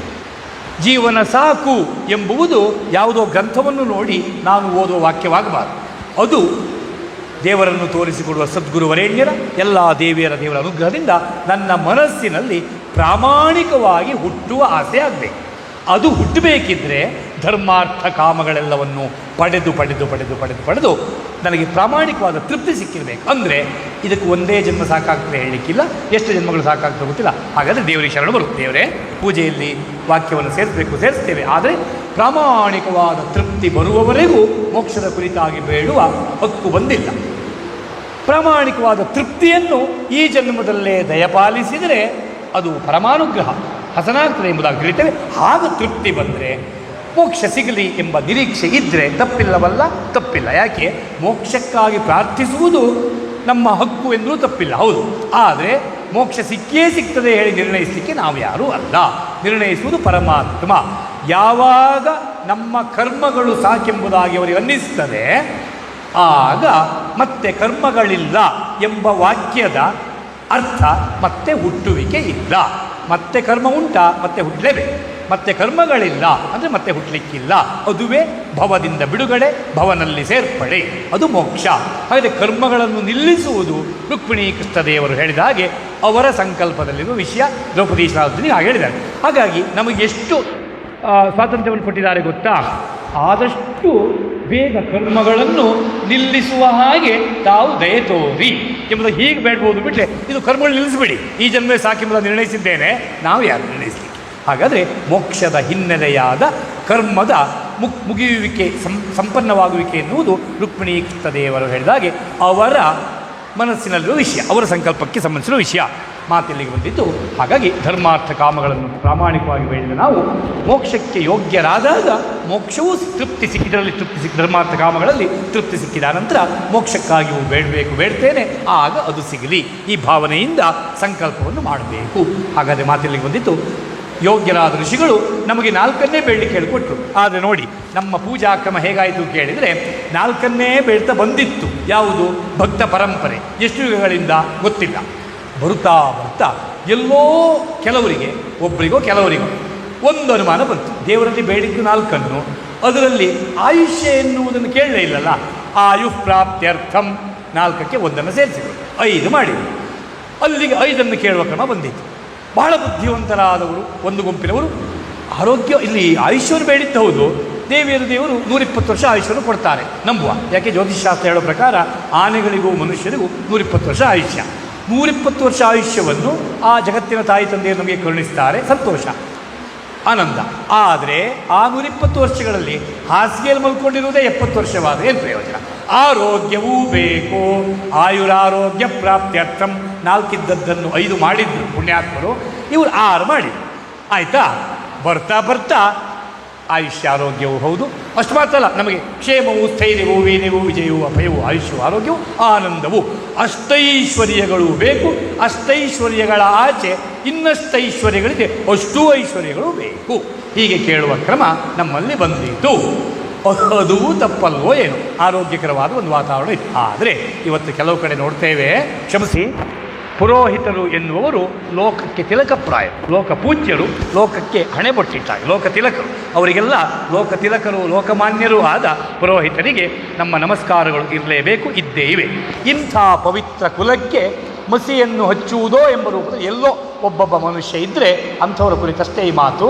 ಏನು ಕೇಳಿದರೆ, ಕೆಲವರು ಪೂಜೆ ಮಾಡಿಸುವಾಗ ಸಂಕಲ್ಪವನ್ನು ನೋಡ್ತೇವೆ. ವಸ್ತುತಃ ಶೌನಕರೆಂಬ ಮಹರ್ಷಿಗಳು ಋಗ್ವಿಧಾನಂ ಎಂಬ ಗ್ರಂಥವನ್ನು ನಮಗೆ ಕೊಟ್ಟರು. ಇಂಥ ಪೂಜೆಯಿಂದ ಈ ದೇವರ ಅನುಗ್ರಹ, ಈ ಫಲ, ಇಂಥ ಪೂಜೆಯಿಂದ ಈ ದೇವಿಯ ಅನುಗ್ರಹ, ಈ ಫಲ, ಪೂಜೆ ಹೋಮಗಳಿಗೆ ಇಂತಿಂಥದ್ದಕ್ಕಿಂಥ ಫಲ ಎಂಬುದಾಗಿ ಶೌನಕರು ಋಗ್ವಿಧಾನಂ ಎಂಬ ಗ್ರಂಥದಲ್ಲಿ ತಿಳಿಸಿಕೊಟ್ಟರು. ಹಾಗಾಗಿ ಒಂದು ಪೂಜೆಗೆ, ಹೋಮಕ್ಕೆ ಈಗ ಹೇಳಿದ ಹಾಗೆ ಅಷ್ಟೇ ಸಂಕಲ್ಪವನ್ನು ಹೇಳಿ ಅದಕ್ಕೆ ಬೇಕಾದಷ್ಟನ್ನೇ ಮತ್ತೆ ಸೇರಿಸುವುದು ಕ್ರಮ. ಈಗ ಆಗಲ್ಲ. ಕ್ಷಮಿಸಿ, ಗಣಪತಿಯ ಬಗ್ಗೆ ನಾವು ನಿಂದೆ ಮಾಡಿದರೆ ಭಸ್ಮೀಭೂತರಾಗ್ತೇವೆ. ನಿಂದೆ ಅಲ್ಲ, ಅದೇ ಗಣಹೋಮದ ಬಗ್ಗೆ ಒಂದು ಮಾತು. ಯಾರೋ ಒಬ್ಬರು ಪುರೋಹಿತ ಸಂಬಂಧಿಸಿದ ವಿಷಯ ಅಂತ ಇಟ್ಕೊಳ್ಳ. ಗಣಹೋಮಕ್ಕೆ ಇವರು ಮಾಡಿಸುವ ಸಂಕಲ್ಪವನ್ನು ನೋಡಿದರೆ, ಒಂದು ಕಾಯಿ ಗಣಹೋಮವನ್ನು ಮಾಡಿದರೆ ರಾಜಸೂಯ, ಅಶ್ವಮೇಧ, ವಾಜಪೇಯ ಮೊದಲಾದ ಯಾಗಗಳ ಫಲಗಳೆಲ್ಲ ಸಿಗುತ್ತವೆಯೋ ಎಂಬ ರೀತಿಯಲ್ಲಿ ಭ್ರಾಂತಿಯನ್ನು ಹುಟ್ಟಿಸುವಷ್ಟು ಇಷ್ಟು ಉದ್ದದ ಸಂಕಲ್ಪವನ್ನು ಅಲ್ಲೆಲ್ಲ ಸೇರಿಸ್ತಾರೆ ಹೇಳಿ. ಆದರೆ ಇದು ಅವರಿಗೆ ಸಂಸ್ಕೃತ ಭಾಷೆಯ ವಾಕ್ಯಗಳನ್ನು ಎಷ್ಟು ಚೆನ್ನಾಗಿ ಹೇಳಲಿಕ್ಕೆ ಬರ್ತದೆ ಎಂಬುದನ್ನು ತೋರಿಸಲಿಕ್ಕಾಗಿ ಅವರು ಮಾಡಿಕೊಂಡ ನಾಲಿಗೆಯ ಚಪಲತೆ ಬಿಟ್ಟರೆ ಮತ್ತೊಂದಲ್ಲ. ಈ ರೀತಿಯಾಗಿ ಸಮಸ್ಯೆ ಇಂಥವರಿಂದ ಒಂದು ಬದಿಯಿಂದ ಆದರೆ ಮತ್ತೊಂದು ಸಮಸ್ಯೆ ಮತ್ತೊಂದು ಬದಿಯಿಂದ ಹೇಗೆ ಬರ್ತದೆ ಗೊತ್ತಾ? ಅದಕ್ಕೆ ನಾವೇ ನಮ್ಮಂಥವರೇ ಕಾರಣ. ಏನು? ಪ್ರಪಂಚವೆಂಬ ಸಂತೆಯಲ್ಲಿ ತಿರುಗುತ್ತಿರುವ ನಮ್ಮ ತಲೆಯ ಮೇಲೆ ಹೊತ್ತ ಆಸೆ ಎಂಬ ಮೂಟೆಯ ಭಾರ ನಮ್ಮನ್ನು ಹೀಗೆಲ್ಲ ಮಾತನಾಡುವ ಹಾಗೆ ಮಾಡಿಸ್ತದೆ. ಅದು ಬೇಕಿದು ಬೇಕಿದು ಬೇಕು. ಅದಕ್ಕೆ ಶಂಕರಾಚಾರ್ಯ ಹೇಳಿದರು, ಕಾಮ್ಯೇ ಮತಿಸ್ತ್ಯಜ್ಯತ. ಇಲ್ಲ, ಪೂಜೆಗೆ ಕುಳಿತುಕೊಂಡಾಗ ಏನೆಲ್ಲ ಬೇಡಬೇಕೋ ಅದಕ್ಕೆ ಒಂದು ನಿಯಂತ್ರಣ ಇರಬೇಕು. ನಿಮ್ಮ ಕಾಮನೆಗಳಿಗೆ ಆದಷ್ಟು ನಿಯಂತ್ರಣವಿರಲಿ.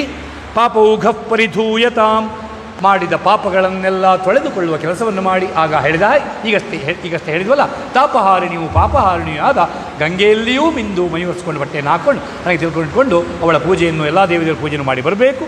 ಜೊತೆಗೆ ಹೊಸದಾಗಿ ಪಾಪಗಳನ್ನು ಮಾಡುವುದಕ್ಕೆ ಮನಸ್ಸನ್ನು ಮಾಡಬಾರದು. ಭವಸುಖೇ ದೋಷೋನುಸಂಧೀಯತಾಂ. ಈ ಪ್ರಪಂಚ ಅಂದರೆ ಏನು, ಇದರ ಬಗ್ಗೆ ಒಂದು ಕ್ಷಣ ಯೋಚನೆ ಮಾಡಿ ಎಂದರು. ಪ್ರಪಂಚ ಅಂದರೆ ಏನು, ಇದರ ಬಗ್ಗೆ ನಾವು ಬಹಳಷ್ಟು ಕ್ಷಣಗಳು ಯೋಚನೆ ಮಾಡಿ ಆಗಿದೆ ಅಲ್ವಾ? ಅಂದರೆ ಶಂಕರಾಚಾರ್ಯರು ಹೇಳಿದ ಪ್ರಕಾರ ಒಂದು ಕ್ಷಣ ನಾವು ಯೋಚನೆ ಮಾಡಬೇಕು ಹೇಳಿದರೆ ಅದಕ್ಕಿಂತ ಮೊದಲು ಒಂದು ಕ್ಷಣ ಸಣ್ಣ ವಿರಾಮವನ್ನು ಸ್ವೀಕರಿಸುವ. ಓಂ ತತ್ಸತ್.